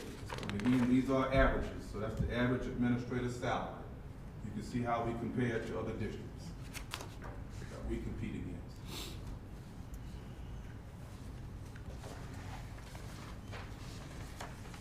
Certified vacancies posted as of March 10th. We currently have 24 vacancies posted in our district. Spartanburg 2 has 43. Spartanburg 3 has 10. Spartanburg 7, 26. York 23. Rock Hill 44. That's where we stand in terms of vacancies. For this school year? Or Yes, that's for this school year. Yes, sir. Retention information. Again, our 3-year retention rate is 91.1%.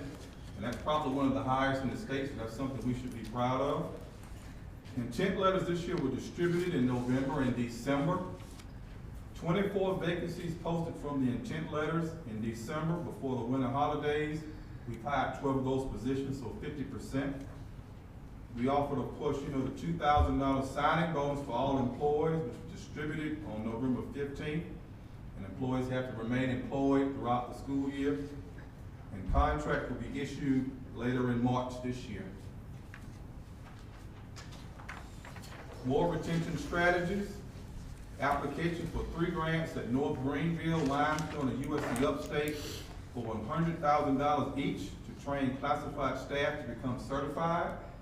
So we helped to write those grants for those 3 universities. There was a first round that we did not get. It's going into the second round now. We hope to obtain one of these grants. We offer 2 master's degree programs on cohorts at USC Upstate in applied learning and instruction. We have university partnerships and tuition reduction at Limestone, American College of Education, North Greenville, and Grand Canyon, where our employees can get 10 to 15% of price reduction on taking classes. We have our Teacher of the Year, First Year Teacher of the Year, and Support Staff of the Year winners and banquet. Our winners get $1,000. Our honor roll recipients get $500. Our school level Teachers of the Year get $100. We also have our monthly Crystal Apple Awards in those 4 categories that we cover each month. And recently we had Dr. Charles Hatch come visit us. We have 11 employees that have college degrees that are teaching in their subject area. 3 now are certified. They are having problems passing the praxis, so what we did was we brought in Dr. Hatch. This is a picture of a seminar of Dr. Hatch. And those 11 employees, that's down -3 now. And the remaining group here was scheduled to take their practice exam coming up. Some have already taken it. We're waiting to get their exam results back as we speak. He has also offered to have the employees come down to Newberry free of charge. He's offered that service if employees want some extra tutoring, because we brought him up here to speak with our employees. This is the RISE program. This is something new we're doing with Voorhees University. We just got the MOU. This is in partnership with Carolina CAP. This program will pay an annual living wage stipend of $35,000 for teacher assistants that want to transition to become teachers. I'm trying to find a loophole in this program, but I have not found it yet. I've talked to some other districts that are in this program, and they love it. As I stated, the MOU was on my desk, and I plan to sign that by the end of the week, and we'll roll that program out to our teacher assistants. Job retention services, we have what we call an employee assistance program for employees that have anxiety, depression, substance abuse issues, physical impairments. This is the program that we use. It's totally confidential. Once they sign up for this program, we are no longer involved with that to keep the confidentiality with that employment and job retention services. We have several employees that have taken advantage of this. Minority recruitment and retention. When I started in 2011, 2012, we had an 8% minority certified employees. Minority certified employees in 22, 23 is now 15%. So we've almost doubled that number. Minority certified and classified employees combined is at 20%. Our minority population in Cherokee County is 24% based on the census. And our student population is at 31%. This is our district resignation form. What you can't see at the bottom there is when employees resign, we ask them to list the reason why they are resigning, whether it's retirement or going to another district. At the line that what you can't read, we also ask the employer if they'd like to have an exit interview with me personally in HR. Some decide to take advantage of that, some do not. We used to have it on our website. Not a lot of people took advantage of it, so we do ask that question for every employee that separates employment from us. Retirement data.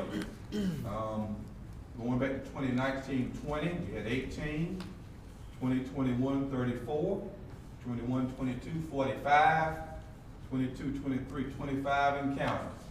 As you can see, each year that number increases. Now, some will return as working retirees, so that's not as bad as it looks. But the number is increasing every year. And that's the retirement. We do a retirement banquet. That's the gift that they get. We give them a rocking chair with the gold plate engraved in the rocking chair that has their name and years of service. We also give them a $100 gift card. Gift card. Other district information that you might want to be aware of. We only have one pending lawsuit, which is 8 years old. You might have seen it in the paper a couple months ago.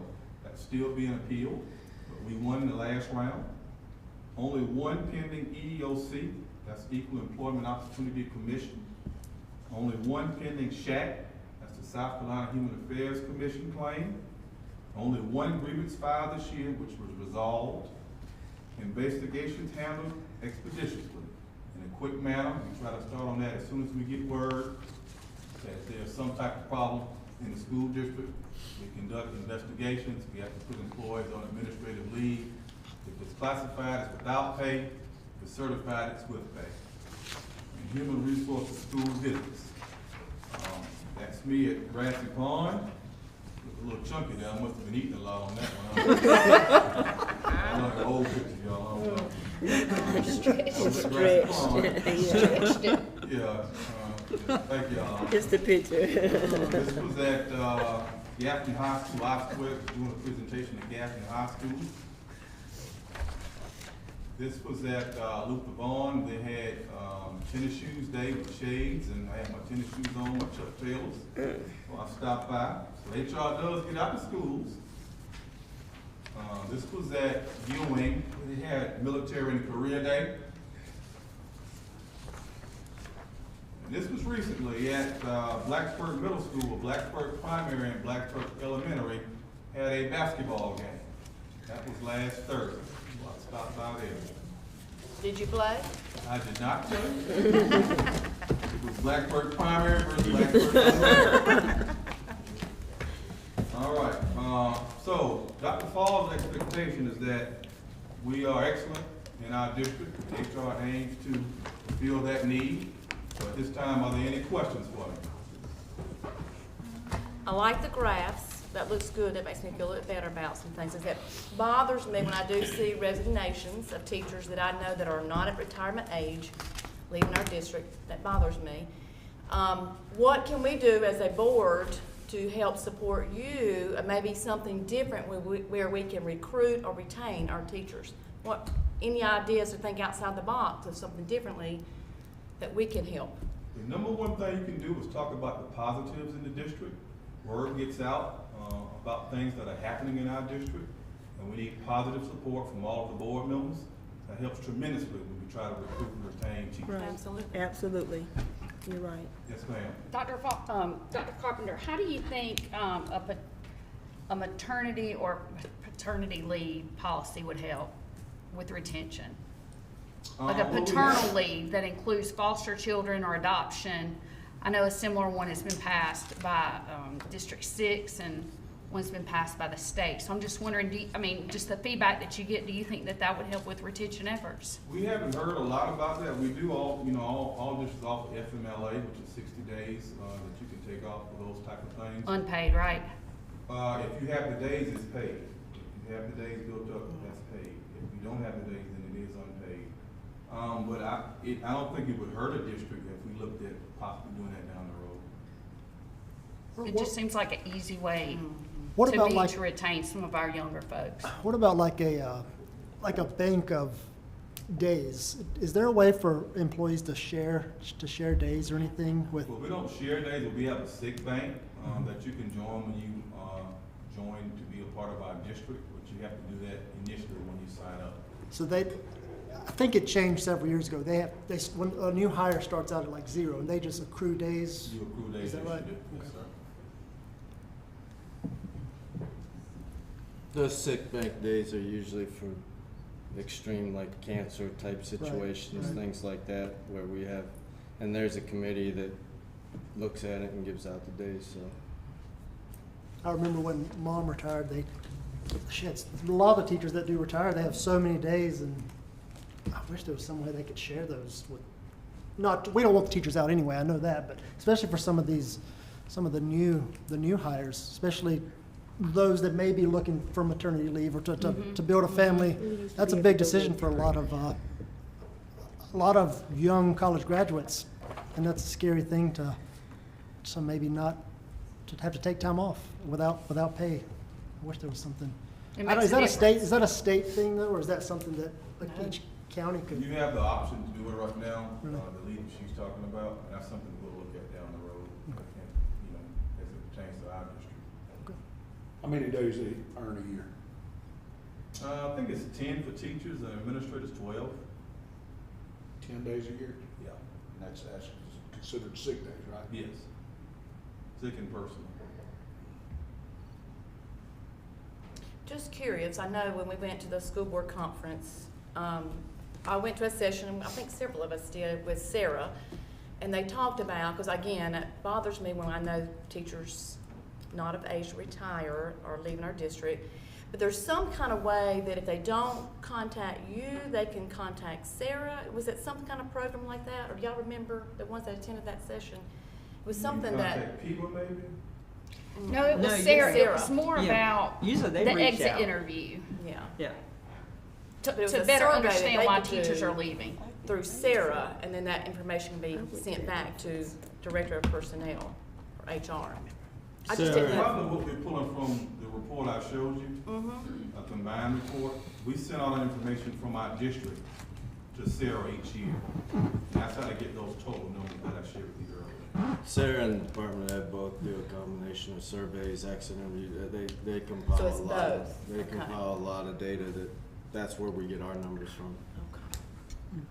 One thing that Sarah did stress, I noticed, and a couple of more of the sessions that I attended regarding recruitment and retention was the teacher cadet program. And I know we have a strong teacher cadet program here in Gaffney.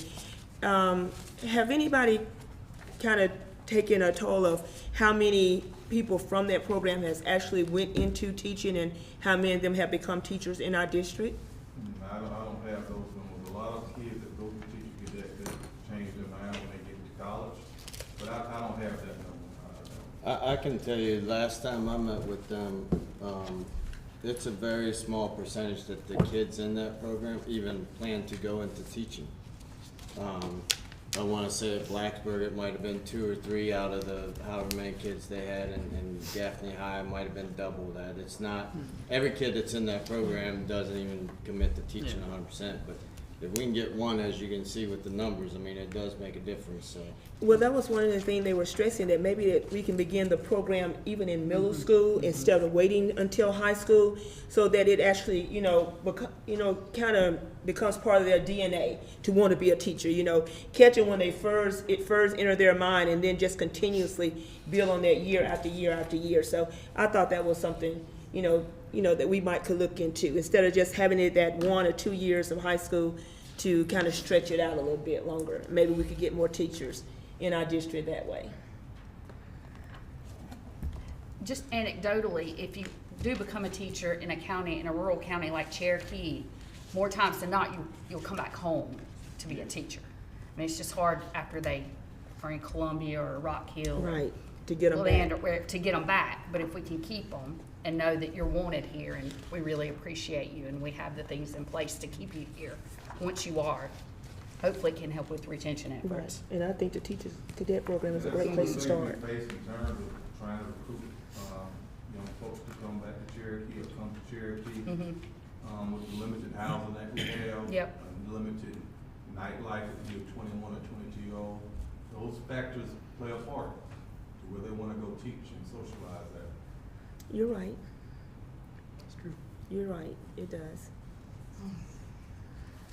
Good news is, though, is we were very high up on a lot of those categories, so Dr. Cartman and his team does a very good job of trying to make sure that we stay in that upper echelon. No, I guess I got a question. I guess this may be pertaining to Dr. Falls. On the one with the rules of behavior enforced, was that from, how did they get that data there? I mean, are we not holding our administration, That's across the state. Once again, that's something that Sarah and them collect. Okay. And that's a teacher perception. Okay. Whether or not it's reality, I don't know. Perception is that person's reality. But that's when they exit or whatever, they ask them that question. Okay. Oh. What does the TPG stand for? What's the abbreviation for? I know what FACES is, but I had not heard of TPG.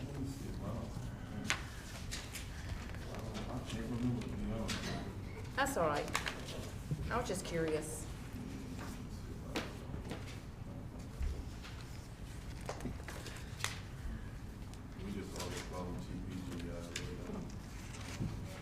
husband says that educators have all types of abbreviations for everything. I just, curious. Yeah, I don't remember exactly what the acronym is for that. It's international though, right? Yeah, it's International international recruitment. teachers.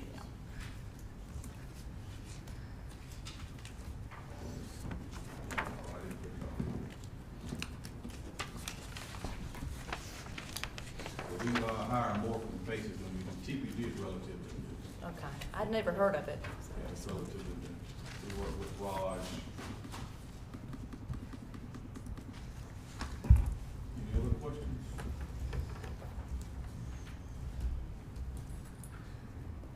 All right, thank you. Thank you.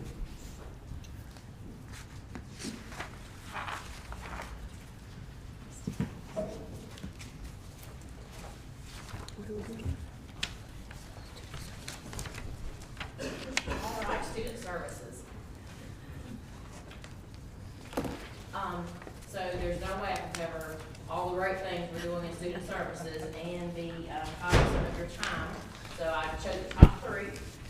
First of all, how we're kind of graded in special education, some of our initiatives that we have going on in special education, and our mental health. So everybody doesn't know that everything we do in special education, we get graded on. So from the kid, from when they enter at 3 years old till they either exit us with a high school diploma or age out, there is a grade associated with them. These are the 14 state indicators. So whether a student graduates, drops out, their state performance on ELA and math, the student's discipline, LRE, that's one of those acronyms, that's least restrictive environment, and that's of kids that are in the general education classroom as well as support services and special education. LRE for preschool students, graded on that. Our preschool outcomes, like are they leaving with any academic knowledge? How are behaviors? How's their communication? Parent involvement. We're graded on if a parent attends a meeting or not. Disproportionate representation by race. What that means is, are we over-identifying students in any of the eligibility categories, a higher rate of race per category? And then are we disproportionately represented by disability, which means are we over-identifying kids in a certain area over other areas, like are our autism numbers way higher than the national trend said it should be. We have evaluation timelines. The one that everybody, I think, recognizes is that 60-day evaluation timeline from the date of consent to the date of we determine eligibility and place within 60 days. Preschool transition, that's from those little ones to regular school, as we try to explain to the parents. Secondary transition, that is our 13 and above kids, and writing those transition-based IEPs, as well as the post-school outcomes. What are they doing when they graduate? We're graded a year after graduation. So I'm going to show you how we stand up in Cherokee County to for our scores as compared to the state. And our scores determine if we get to spend our money the way we want to, or if they tell us how we have to spend our money, and or do we require additional assistance based on how we score. So we have compliance factors. Our first compliance factor is the timely and accurate completion of data, and that just is what it is. Do you get stuff in on time? We scored a 3, which is the highest. 3 is the highest on these. Fiscal grant risk. Do we spend our money on what we're supposed to spend it on, and do we meet our maintenance of effort? That means the general fund spend more money on special education than the IDEA grant, and we are a 3 on those. Factor 3 is our post-secondary planning.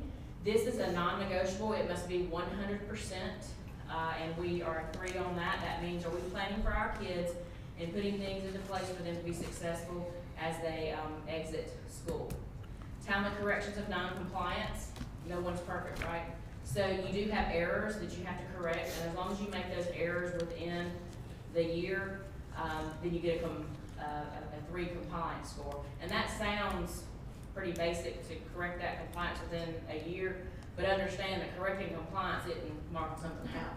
It's going through your procedures. It's going through having IEP meetings for any student that there was a potential non-compliance on. And then all of our IDEA timelines, that's our indicators 11 and 12, and that's the 60-day timeline for evaluations and having annual reviews within 1 year.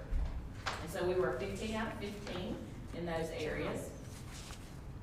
And then these are our performance factors, I'll put it like that. But graduation rate, 3, that's the highest you can get. Our ELA and our math, we are 1 because we are not meeting the state average that they would like for us to be, but because we make improvement every year, we get a 1 instead of a 0. School age LRE, which means are we putting our kids in the least restrictive environment possible? We do. Early childhood, are we putting our kids in the least restrictive environment as possible? And are we having good outcomes for our elementary kids based on teacher data? That's the general education teacher data as well as special education teacher data. And that's a 3. Suspension of students with disabilities is a 0. This means we are suspending kids with disabilities at a higher rate than their non-disabled peers in this district. And this is an issue that we do have, but how they score it is not expulsions. It is once a kid hits 10 days, if they ever go to that 11th day, which you go into a manifestation of lots of different procedural issues, you take a hit on that kid. So you have to stay 10 days or under for OSS on a kid to never take that hit. So this is an issue across the state with discipline for kids with disabilities. And then career readiness, and that's a 3. So in this section, we scored 14 out of 21. So you take those total scores, 15 out of 14, you get a 29, and then we have been able to opt in for the past few years for some transition points that we get because we're so great in transition. That we get a 31 out of 36, and the highest possible score is meets requirement, and that's what we're in right now. So our special education program is looking good as far as the state says. Now, those areas that we struggle in, that ELA and that math that we want to work on, we've been now for 5 years, we have implemented Orton Gillingham as a reading approach. Dr. Rose, when she came in, she also knew the effectiveness of Orton Gillingham, which is why we have trained our gen ed teachers in Orton Gillingham as well. If Orton Gillingham doesn't work to help teach a kid to read, then we've got to look at some very drastic measures for that student. Math UC is a program that we use with math to help build those skills. For some of our transition programs that we have, I'm going to just show you some pictures of these. But our credential programs, we have these both at Blacksburg High School and Gaffney High School. We're real proud of these programs. These are, our students have to get work-based learning hours to get a South Carolina High School credential, and they get those hours through time at I2, as well as our Indian Enterprise and Wildcat workshops. Our workers in training, we started this about, this year's our first year's full-on implementation. But our class at I2, we go out to Grassy Pond. They work at Grassy Pond and the YMCA. And the picture at YMCA, Senator Peeler came by to see how they were doing, and these kids work. They work circles around the other staff, and people are grabbing to have them. I've got another elementary school who wants our kids now, and our local veterans home is hoping we can get some kids out there too. But it's a small little class. They can't help the work, but they work really hard at the locations that they're in. So this next program I want to highlight for you, it's a video. This video was created for our business after hours here with the chamber. As a side note, if you didn't notice, the hospital was recognized as Business of the Year with this program. So we're real excited that this program is there. I'm not going to talk about it because this video says everything.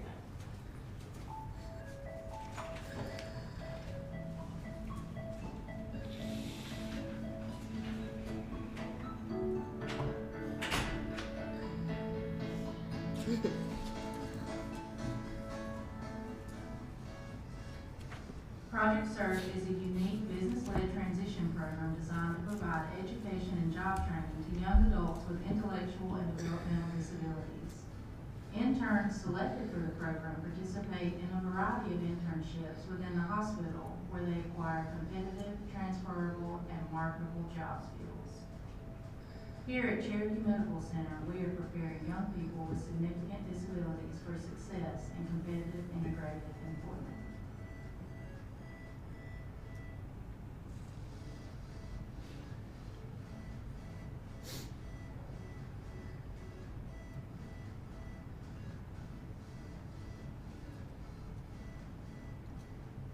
We were in a community meeting, in fact, it was the Chamber of Commerce board meeting, and I was approached by someone else in the Cherokee County School District looking for opportunities for workforce development. When we looked across our system, we had something similar at the main campus, and that's when I was first introduced to Project Search.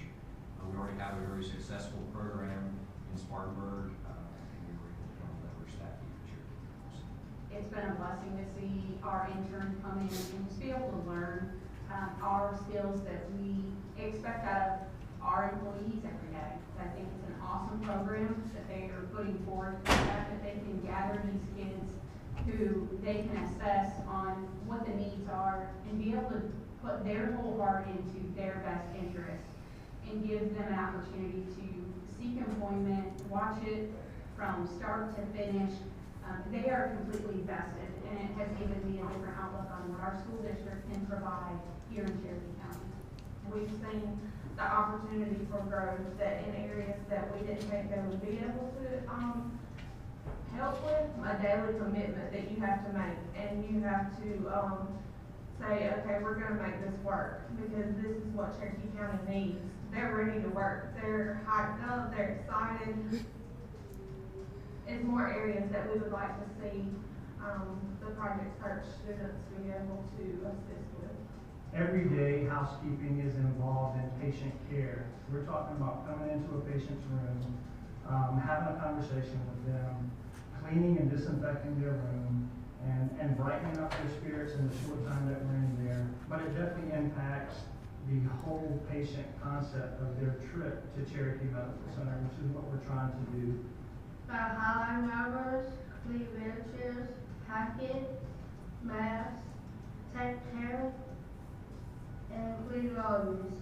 Me personally, I didn't know what to expect, being that I was going to see someone new, bring on me, used to seeing people come in and just shadow us or do volunteer work. So I think this was a good success. And we do data entry a lot in our department, and these are 12-digit numbers that you sit there at your computer and have to enter correctly. When Maddie does hers, they check behind her to make sure they're correct. But the last week, she told Barbara, you don't need to check, I already have. And Barbara went over there and still checked behind her, and each one of them was correct. She had help one. That's right. And this is like 30 different patients. So 12 numbers correctly times 30. I think I did a high kick that day for her. So that was just a defining moment for us. To prepare, they had to kind of re-look at how they assign work to their staff and really dig down and get granular with what the tasks are and things, so that they made sure that the students, when they came on board, that they understood very clearly what the expectation was. And I think that's been helpful for them, not only for the students, but for their own staff, and making sure that they're real clear when they talk to staff about what does my job encompass. With our department, they helped us tremendously with taking out, we have boxes throughout the day, expiration dates. We have to make sure that we maintain our expiration dates and rotate our product. They've also made sure that everything was clean and that our shelves were rotated so that we could take the newest product out to our floors. They wouldn't potentially have these opportunities outside of this internship. You can barely tell that they are an intern because they're getting great as a normal hospital employee. Only way Maddie is successful is, Maddie can be successful through us. If we fail her, then we fail the program. So when we're able to teach, teaching is our job. So when we're able to teach her to do something and she can do it, hey, that's 100% goal for us. We're not here just to provide health care. We're here to be a part of this community in all of the aspects. And whether that's education, whether that's healthcare, whether that's social issues, we have to be engaged in all those things. I have children at home, and so seeing an intern progress, and it helps with your life, understanding how attracting new candidates that we might not otherwise have attracted previously, and allowing us to develop those candidates for positions that are high turnover rates for us. Give these people a chance, allow them to show you what they can do. Anyone can be taught, anyone can be trained. So it's really on us whether or not the, Maddie or whomever is prepared. So let them show you what they can do. You will be pleasantly surprised and you will be amazed. And you will want to be a part of this great program. Get them up to speed, and the greatest thing of all is when the light switch comes on. When you show someone that they're capable, you show someone how to do something. And when they realize that yes, in fact, they are capable of doing it with little to no supervision, and they can do it at a high level, that's where you see the wins. And once you piece all of those little wins together, it becomes a big win. Even just a positive attitude alone is everything that we need in a setting like this. It's going to pay dividends in our community. I think that's what I'm most excited about, to see how this is going to impact not only Cherokee Medical Center, but other businesses in our community.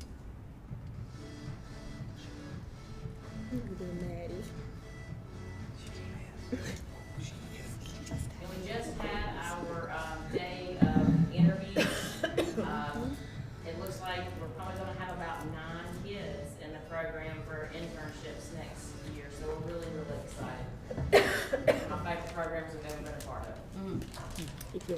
So to touch on our mental health programs, right now, we have 9 mental health counselors in our schools. Now, we have 2 from the Department of Mental Health. The school district sets aside funds to pay for 7. They can only provide us with 2. So that, if we had all 7 of those filled, and then the ones that we have been able to hire outside of DMH, we would be in great shape. But we are basically down 5 mental health providers right now. Regenesis has been providing us 2. We just went in with them for a 3rd mental health provider, and in the hopes that we will get a 4th one from them next year. We've been able to have a direct hire through funds from the State Department of Ed, that she has just come on board with us in February, and with the hopes that we will be able to run our own RBHS program here, and she can kind of help build that from the ground up, which means we can build Medicaid for our own rehabilitative services for behavioral health. And then we have other organizations that provide other counseling services for our schools. We have Out of the Box, we have innovative counseling, and transformational counseling services. So those are all the mental health providers that are in our school. Do we need more? Absolutely. That's who we have available right now. We also continue to have emotional vaccines, and I'm going to end with a video so that you guys can see what emotional vaccines looks like to the parent if they choose to view it. We still have our game changer model here that we are looking at adjusting and changing, and that is again mental health for our athletes. And we have our youth mental health first aid model. That is, we have 2 trainers within the district that can go in and train every employee in every building on youth mental health first aid.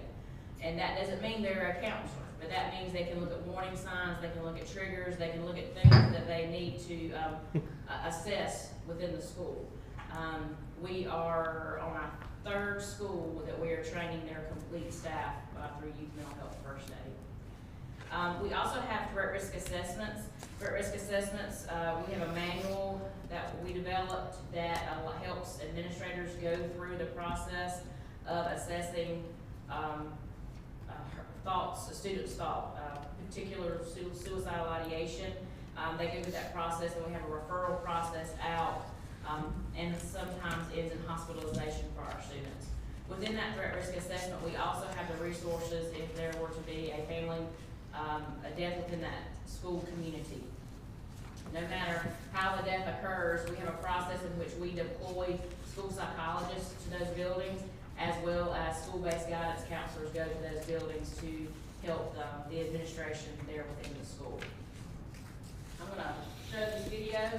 These videos go out for a month, go out if the parents have their email address in Power School, and then they have to access the video. But these are videos available for the parents to kind of make them think, how could I handle this situation in my home to help with the mental health of their child.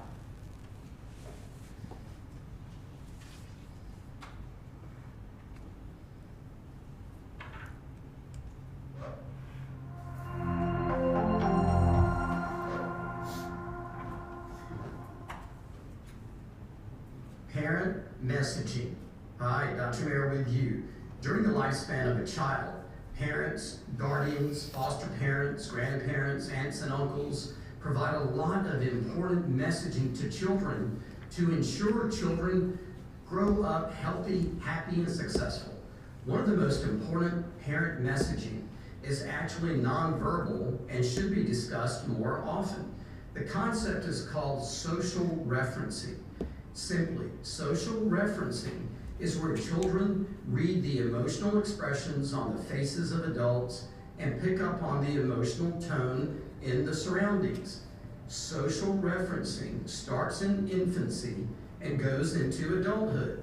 This process is a critical and major contributor to the child's emotional state that stays with them the rest of their life. So here are some tips to raising a secure and happy child. Number one, limit. Limit any exposure to domestic violence, harsh, critical language, and physical abuse. When children experience these toxic events, they cause long-term, harmful psychological injuries that impact the rest of their lives. Number two, use. Use words and a variety of facial expressions such as joy, surprise, happiness, humor, and even sadness. Watching these expressions become a guide for children to follow how to manage their own emotions. Number three, show. Demonstrate your reactions towards people, social events, and situations. This will strongly imprint on your child. Practice being calm and mindful. This is how children learn self-regulation. When these tips are followed, they help children develop confidence and create a wise decision-making process as they get older.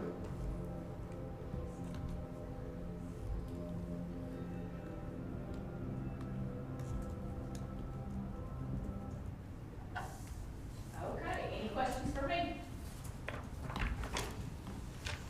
Ms. Westmoreland, how many folks are viewing those videos, the emotional vaccines? We have no way of knowing that, because it just goes out to them, and then we don't know if they've actually clicked on it or not. We know based on who all has access to it with their email being in there, but whether or not they choose to click on it or not, we don't know that. And you can get 4 a month that way? Okay. I'm just curious as to how many folks are engaging in that, because that's a big investment from the school district to have that program. So I'm wondering if it's, as we look at the budget next year, if it's worth it. But this was purchased through our ESSER funds. Right, understandably. So. And you said we're down how many mental health professionals in our district? With what we have set aside funding for, we're down 5. And unfortunately, we're seeing such a rise in mental health issues with our, even early as age 6. Oh, absolutely. It's getting worse. But it was one of the things, another class that I took at the conference, that one of the districts had a program called Handled with Care. And if a child is objected to any kind of trauma at home, such as domestic violence, or if anything where the police was called out, the police notified the school district, and the child went into this program at school. I'm not sure what it all involved. I'm guessing just some counseling, some mentoring, just maybe taking it easy on the child next day, because we never know what a child wakes up to each morning and come into our schools. Do we have anything like that in our program in connection with our police department? No, not that I'm aware of. We work very close with DSS, so if there is a child is taken into custody, that most of the case managers work really, really hard to make sure we're alerted before a child is taken into custody, so that we know that we can work towards making sure that child stays within that home school. I complete a bid process with DSS to almost always say that if they can stay in our school district, then that's what's the most appropriate for them. And then we list the things that they can have access to. Their school-based counseling, but in most instances, school-based counseling is not enough. So that we, when they're in DSS custody, however, there's usually some mandatory mental health counseling that must go on. So we get a better end with that. So we know that we can offer that counseling at school and then continue with that support system that the child has at school. Okay.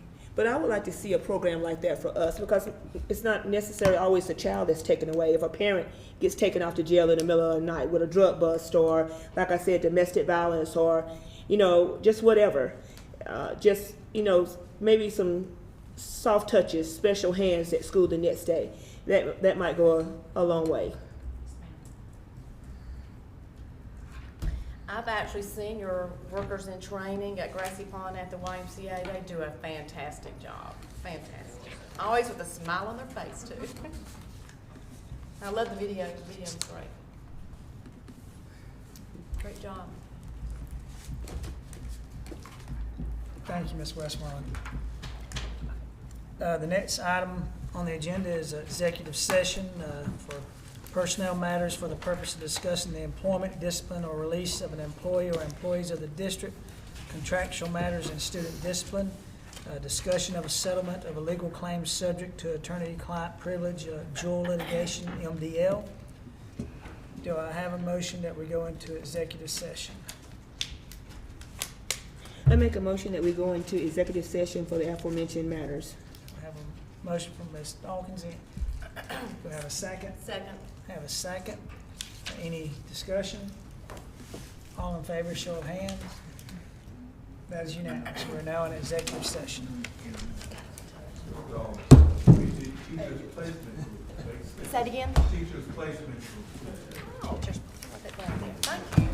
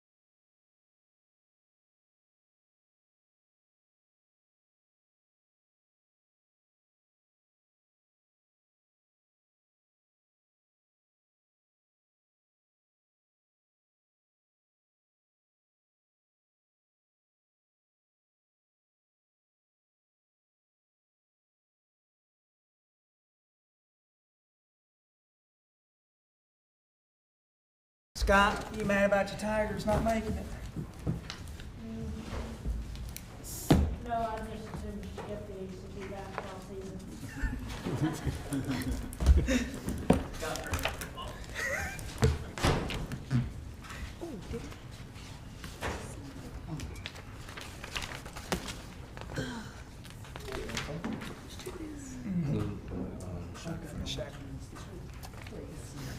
Before you start your trip. The tournament ought to be good, though. I don't think there's any one favored in, team at all. Think Furman gonna pull the upset? I think College Charleston's gonna pull the upset over San Diego. Yeah, he probably will. And then Yeah, play. College Charleston had a good year. I always pull for the underdogs in them. Oh, yeah. Yeah. That's the fun one. Yeah. That's That usually 12 always gonna be the 5 somewhere. That's exactly right. 12 gonna be the 5 somewhere. That's CSC right there. I'm starting to think they set it up. Last year there was a lot of upsets. I had to go all around, honey. We've been in an executive session for personnel matters for the purpose of discussing the employment, discipline, or release of the employer or employees of the district, contractual matters, and student discipline, and discussion of a settlement of a legal claim subject to attorney-client privilege, dual litigation, MDL. Do I have a motion that we return to regular session? I make a motion that we return to regular executive session. I'm sorry, regular session, excuse me. We have a motion. Do we have a second? Have a second? All in favor, show of hands. That is unanimous. The next item on the agenda is action as needed from executive session. Mr. Chairman, I move that the board accept the settlement offer from Jewel Labs Incorporated and direct the superintendent and the board's attorneys at White Story to execute the appropriate settlement documents. We have a motion. Do we have a second? I'll second it. Any discussion? There's no discussion. All in favor, show of hands. That is unanimous. Okay. Next item is the superintendent's report. Dr. Fall. You all were given personnel, request the board approve the personnel recommendations. Have a request from Dr. Fall regarding superintendent's recommendations for personnel. Do we have a motion? I make a motion we approve superintendent's personnel recommendation. Have a motion for? Second. Second. Any discussion? All in favor, show of hands. That is unanimous. Next up is the, somebody say something? Next up is the COVID update. You all have this in your packet. I just want to highlight and hit that COVID is not gone. I myself had it not too long ago. It's not fun. And I've been fully vaccinated and everything else and still got it. But I just want to keep our mind that it's not gone. We still have to deal with it, and we are. Right. And our numbers are way down compared to previous, so that's a good thing. But I just wanted to share that data with y'all if there's no questions on it.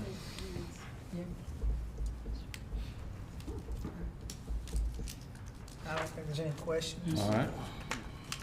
Moving along, this is the last time, Billy, and the rest of you, that I'm reminding y'all that March 30th is the deadline, and myself, I have to do as well. I started mine already, so I guess I'm a little bit ahead of the curve, but March 30th, don't forget, is the deadline to get your statement of economic interest in. If any of you have any trouble with that, give me a call and I'll help walk you through it. There's also, when you go to the website, there's a little video you can watch and it will take you through the process as well. So either way, just don't forget that has to be done by March 30th or else you will be fined, penalized, who knows what else. You all have the monthly newsletter in your packet. I also want to let you all know that in April we will recognize both of the high school bands. They wanted to wait until April to do it. So any state recognitions from the bands, as you all have seen, we have some at both. So we'll recognize those. We just, as you've seen tonight, had a whole bunch tonight. So they wanted to wait and do theirs in April. So we'll have them next month for y'all. I just didn't want anybody to think we forgot about them. Next is Bill 3154, and I just want to, if you all get a chance, take a look at your policy BJ Board Legislative Program. And I'm just going to summarize this. You can look through it and look more closely, but in here, the board authorizes the superintendent to set the overall message and communicate on behalf of the board regarding legislative issues impacting public education, blah, blah, blah, blah, blah. Basically, all it's saying is that it wants the board and the district together to make sure that we're communicating every chance possible with legislators and different things. When I first got here, I tried to set up a opportunity for our teacher forum folks to go down to Columbia and firsthand meet with our representatives and discuss educational topics and issues. That kind of got put on hold due to COVID. I have since then reached out again to the 3 representatives, and I'm hopeful that maybe once things calm down with this, we'll get at least 1 session in this year. I think it's important for our folks to get educated down there and see their processes and what goes into it, and then vice versa for them to get educated by their actual educators that they're representing down there. So I'm hopeful that that will start up here soon. But I just wanted to share that with you. Leading into this Bill 3154, I just want to highlight a few things that why this is so important. 3154, I didn't know that this was even out there, and it may be hard. It should be in your packet if you can't read it up there. But this bill, I didn't even know it was out there. It's been very hush-hush. No one's talked about it. But in this bill, the first half of the bill requires every county to be 1 school district by 2025. That's the first half. The second half, you can't see very well, but it takes the roughly 80 school districts that we have now and takes them down to 16. And so if that part was to happen, that would have to happen by 2030. And that would put us, we're, I think, number 16, or not 16, what number are we on there? 9. We're number 9 district on there, and it would be us, Spartanburg, and Union as 1 school district. So just think about that from a representation standpoint. Who determines the millage? You know what I mean? There's a lot of things that go, and this, like I said, I happen to stumble across this. Now, you may think, okay, it's just a bill, it's not going anywhere, and right now it doesn't have a whole lot of traction. But they have taken traction because there is H 4100 that prohibits counties from having multiple school districts by July 2025, same date. So I wouldn't be surprised if they don't chip it away and do one part. That has traction. That has other members that signed on to it. That's why it's so important for us as educators, and I tell teachers, every group I can talk to, everything from electing board members to your state representatives to your national representatives, it is very, very important for educators to be involved in that process. I've spoken it numerous times, and the young lady in the back there, I think, is here because some of those conversations, so I appreciate seeing her every evening. She's been in some of those meetings where I've said that, and she has taken it to heart and followed through on it. I wish we had more educators that paid attention, because this is huge. If this happened, this is huge. So I just wanted to share a couple of those. There's some other things. Right now, the House is considering their state spending plan. They'll do that all this week, and then it will get kicked to the Senate, and then they'll have to do some work on it. Also wanted to share with you this bill here, which could change a lot of things for us. This is H 4060. This bill requires changes to high school curriculum and the removal of adult education from the K-12 system, moving the adult ed into the technical college system. So that could be a big change for us and for that program. Some of the other things that are in the works, I'll just give you some key dates. March 13th through the 16th is the full House budget deliberations. March 20th through the 24th is the House is on furlough. March 21st through the 30th, Senate subcommittee provisos. April 4th through the 6th, Senate Budget Committee deliberations. April 10th is the crossover deadline. April 10th through the 14th, House on furlough. April 11th through the 13th, final Senate budget plan. April 18th to the 20th, Senate floor debate. April 25th through the 27th, budget returns to the House. Conference committee is formulated if necessary. May 2nd through the 4th, conference committee. May 9th through the 11th, budget sent to the governor. There is a lot more, and this is all from SCSD. You all have access to this. So please make sure that you go on and take a look at some of those things. And you know, we're fortunate here in Cherokee because we're a small town, but we're not a small town.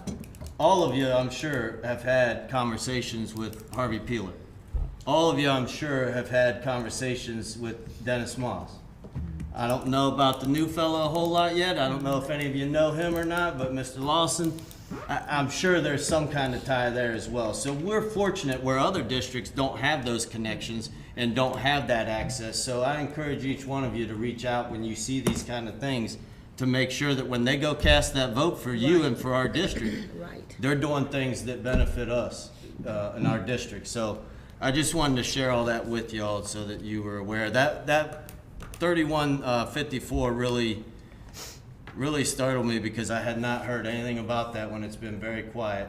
Like So- follow up, can I add a little something? Yeah. I mean, what you're saying there, like today, I mean, this is the stuff that we go over every time we're at the state meetings, okay? We go over it, I've come back and shared some of it, I've talked with this board. I just left Lawrence 55 end of last month, the fourth Monday of last month, Lawrence 55. But the thing is, I mean, right here, going in this, number 9 district right there, if it goes this way, it doesn't matter. Harvey Peeler is still senator representative for Union County. He's for York County, and I'm just saying they cross the lines, and that's the thing we're stressing. I just told them, and I've told our board, we need to hold meetings with these legislators ourselves. This board ought to be having a meeting every so often, at least once a quarter. I'm saying. We're saying that because that's where your power's gonna come from, numbers. If they hear it from us, then we get Union to hold it with them. They hear it from Union and get it Rock Hill, and so he's gonna hear it from everybody. He's gonna listen to it more. I don't disagree, Okay. we can set up whatever, and I'll reach out to him, and we can invite him to every board meeting. But the reality is, they will reach out, as you know. I believe Mr. Moss has called you a couple times in the past. We've talked about. They'll reach out quick when it's the other way around. But we don't always call and reach out on our own when it's this way. Those bills go up and we know nothing about it, just like what you were saying. We knew nothing about it. You would think that they would kind of contact somebody and get a little feedback on it before they made the motion. It doesn't happen. Well, that's why I said, SCSD does a pretty good job of putting it out everywhere. So making sure that you're on that website. And, the last couple board meetings, I've given updates on the legislative stuff, and I'll continue doing that as much as I know. But like I said, this one I stumbled across. I didn't even hear about this one, and that's a big to do. It's real big. I mean, if that goes through, that would change the state dramatically. Well, originally that bill was to have, I think it was a 10,000, I believe it was 10,000 student population. Any district with less than 10,000 was gonna have to consolidate. But they went on It's a now. little less than that though. I thought it was 5. No, it was 'Cause 10,000. I remember I said the small district's gonna be in trouble. Yeah, like That- you said, they brought that If they up. had That less was- than- if They had had been less talking than about making 10,000, smaller they were gonna That was the county when they were talking about one county, one district. That was for those districts that were small then. That's This it. one, the next. This is totally a step different. higher. Right. Yeah, this totally different. That's what I'm saying. Well, Originally, it had 10,000 number of students, I think it was, or less. You had to consolidate with another district. Yeah, cause I know a couple of them Spartanburg districts that smaller was real worried about that one because. Oh, yeah. Yeah. I'm surprised the Spartanburgs and others haven't been burning down the Capitol, to be honest. I mean, I was shocked that it's been so quiet. But I just wanted to make you all aware and give you a little bit of backdrop. The day at the Capitol's coming, they say. Right, we need to be there. I'm just saying that day at the Capitol's coming, and they expecting a little more there this time. Oh, that's gonna get it. Well, this bill, the most recent updates, February 7th, on the webpage for the bill where it's been filed, but it is actually sitting right now in it's in the committee, the House Committee on Education and Public Works. It's in committee right now with them. It's already been introduced and it's been read once. Yeah. Yeah, and from what I gather, it doesn't have as much traction as just the first half. The first half of getting to just the one county, one district has much more traction. But another bill too that, just real quick, this one affects you guys, the school boards. In the school board election bill, it's in the Senate subcommittee. It gave favorable report to the bill directing any regular scheduled election of school board members to be held at the same time as the general election and even number years. Further, any person elected as board member between the effective date of the legislation and the 2024 general election may serve for an abbreviated term until the election. And then it talks a little bit more.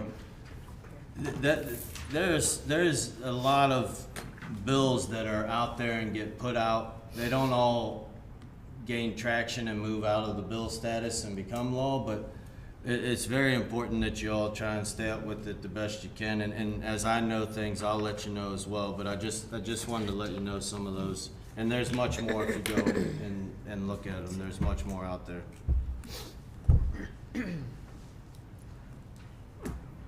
Anything else on that? All right. We good? Yeah. Did you have something? No. Okay. Last thing here, I just wanted to put this up on the screen for y'all. I used to teach history, so I love history, and I've seen this Anne Frank demonstration before that they bring around. It is very, very, very good. If you have never done it, I encourage you. You don't even have to let me know. Just contact the middle school and set up a time. I think Cody has already done that. If you have interest, please reach out. The contact is up there. And I believe you guys have this in your packet as well. If not, I'll make sure that I send it to you all in an email as well so that you can reach out to the contact to schedule your time. It's going to be here, what is it, from the 16th to the 27th? Says the 14th through the 30th. 14th to the 30th, it says up there. 14th to the 30th. Open to the public, 16th to the 16th to the 23rd. Yeah. Anyway, I'll send that to you all so you have it. But it is, if you've never seen it, it is really phenomenal and a good opportunity for you to see something that you may never get a chance to get, because it doesn't always come around. The schools have to apply, and it takes a process to get it. So, very good stuff. And that's it. Billy, Mr. Blackwell, anything? Well, I just want to, nobody to congratulate more on all. I want to say, like I said, we've got a lot of things, guys, on our plates that we need to be working on. Like Dr. Fall, these bills that they're talking about there, I mean, we've been discussing them down there at the state level, and I keep coming back saying it. I've been to some of the other districts in the same manner, but if we don't start moving, we're going to be accepting what's thrown at us. Is all I'm saying. You're just going to have to accept it.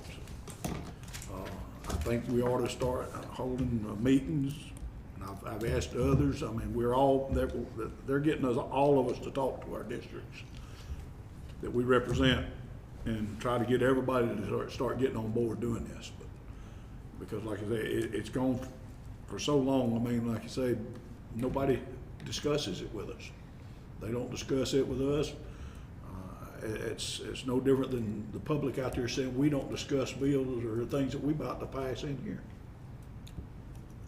That's my opinion. So that's all I got. Mr. Cash?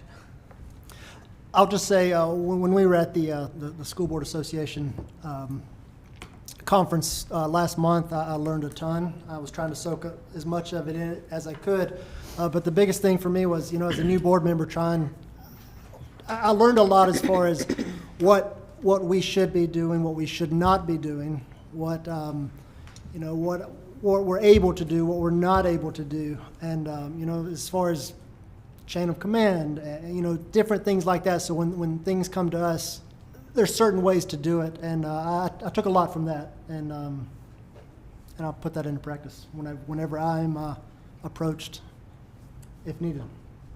That's good. Ms. Coleman? I also learned a lot at that conference. I'm like Cody, I'm a sponge soaking it all up. I learned everything I can, and it was a very good conference. I appreciate the presentations, Dr. Carpenter and Ms. Westmoreland tonight. That was very good. I loved hearing about Conrad School. It's so much energy, it seems like, in that school. It's great things going on there.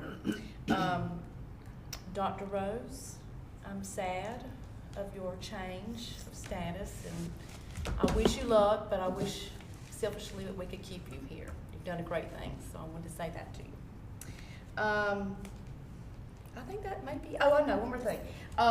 Day at the Capitol, when you mentioned all that, I really want to go to that Day at the Capitol that is sponsored on April the 19th. So I'm marking that on my calendar. If anybody wants to ride with me to Columbia, We I'll have be two glad nice to. vans out there. We'll drop vans then. I'll drive. Y'all can use them. We can use them? Okay. So I'm all in, so if anybody wants to. And I agree with Mr. Blackwell, we've got, and I said this back, I think in September for that school law conference. And then we attended, I can't remember what the session was in Spartanburg, that we've got to do something to get our legislators on board with us. We've got to get on the same page with them. So we just got to do something, Mr. Blackwell. We just got to get together and do something. Thank you. Mr. Surratt? Thank everybody for the job they're doing. I echo Ms. Gallman. Hate to see Dr. Rose go. I think she does a great job, but we wish you well. And like Mr. Blackwell said, we gotta get on our legislators. Ain't no different. If it's something on our end, Dennis will call him. God, if you go impeach, you're gonna bump into him, and he gonna talk your ear off. So I mean, it's time for us to talk their ear off with that bill, because I don't think that would be beneficial to us or our kids, or Spartanburg or unions, because I know who's gonna get on the short end of the stick of it. But again, I thank everybody for the job they do. Everybody, from Dr. Fall, all the way to our staff, our custodians, our bus drivers. Everybody plays a part in our school district being a success. Thank you. Thank you. Mr. Wilkins? Just like everyone else, also about the conference. I mean, the biggest thing I sort of take back from it was a lot of knowledge, and I really enjoyed going. But the biggest thing is, like, with these teachers, I mean, and parents and everybody, and the biggest thing I took back from is everybody just wants to be heard. And I think that's what we need to bring back and listen to our teachers and our parents. But mainly, our teachers are there. That's the biggie. Again, also with our legislators, too, is I don't see, I mean, could we not set up a dinner meet and greet type deal with them in the next couple of weeks? I mean, that may be something if we can just get started on that.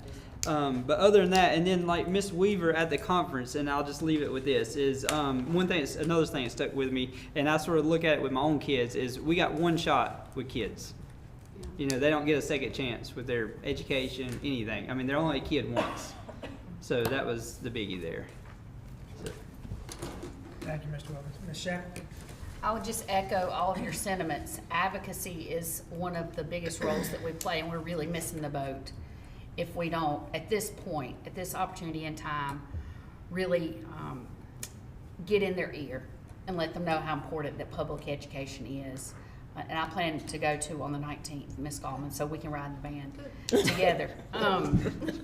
Dr. Rose, we'll miss you so very much. District 5 is really getting a jewel. And please know how much we appreciate you and all that you've done for us to help move us forward. And that's all I have. Ms. Hall? Well, I think I've said tonight during various times what I've learned while I was at the conference. So I just want to end with a thank you to everyone, and I really thank the board, especially Mr. Blackwell. He's a regional director, and he's knowledgeable. He's been in the game a long time, and he brings a lot to our school board, and I don't want to take that for granted. So thank you for that, Mr. Blackwell. And to the school board, I just want to thank each of the members. I think we work well together. We have the children's best interests at heart. We came out of self and put the children first, and that's why I wanted to be on this board in the beginning. So I see that we're doing that, and that's just great. Dr. Rose, I won't say goodbye because you got a couple of more months left, so I'm going to enjoy that. I'll save that, but I will say thank you to each of you that work in our district. Job well done. Thank you, and I agree with everyone. The conference was a lot of information, almost information overload, and having to choose. Sometimes you had to choose between very good sessions to figure out which one to pick, which would apply to our district. Our district is unique. We are Cherokee County, but there are a lot of other districts that have a lot of information and can share with us, and we can apply it. And I agree with Ms. Dawkins, Dr. Rose, you still got some time with us. So. That's right. Make it count. Dr. Fall, thank you for your leadership, everyone here for being here.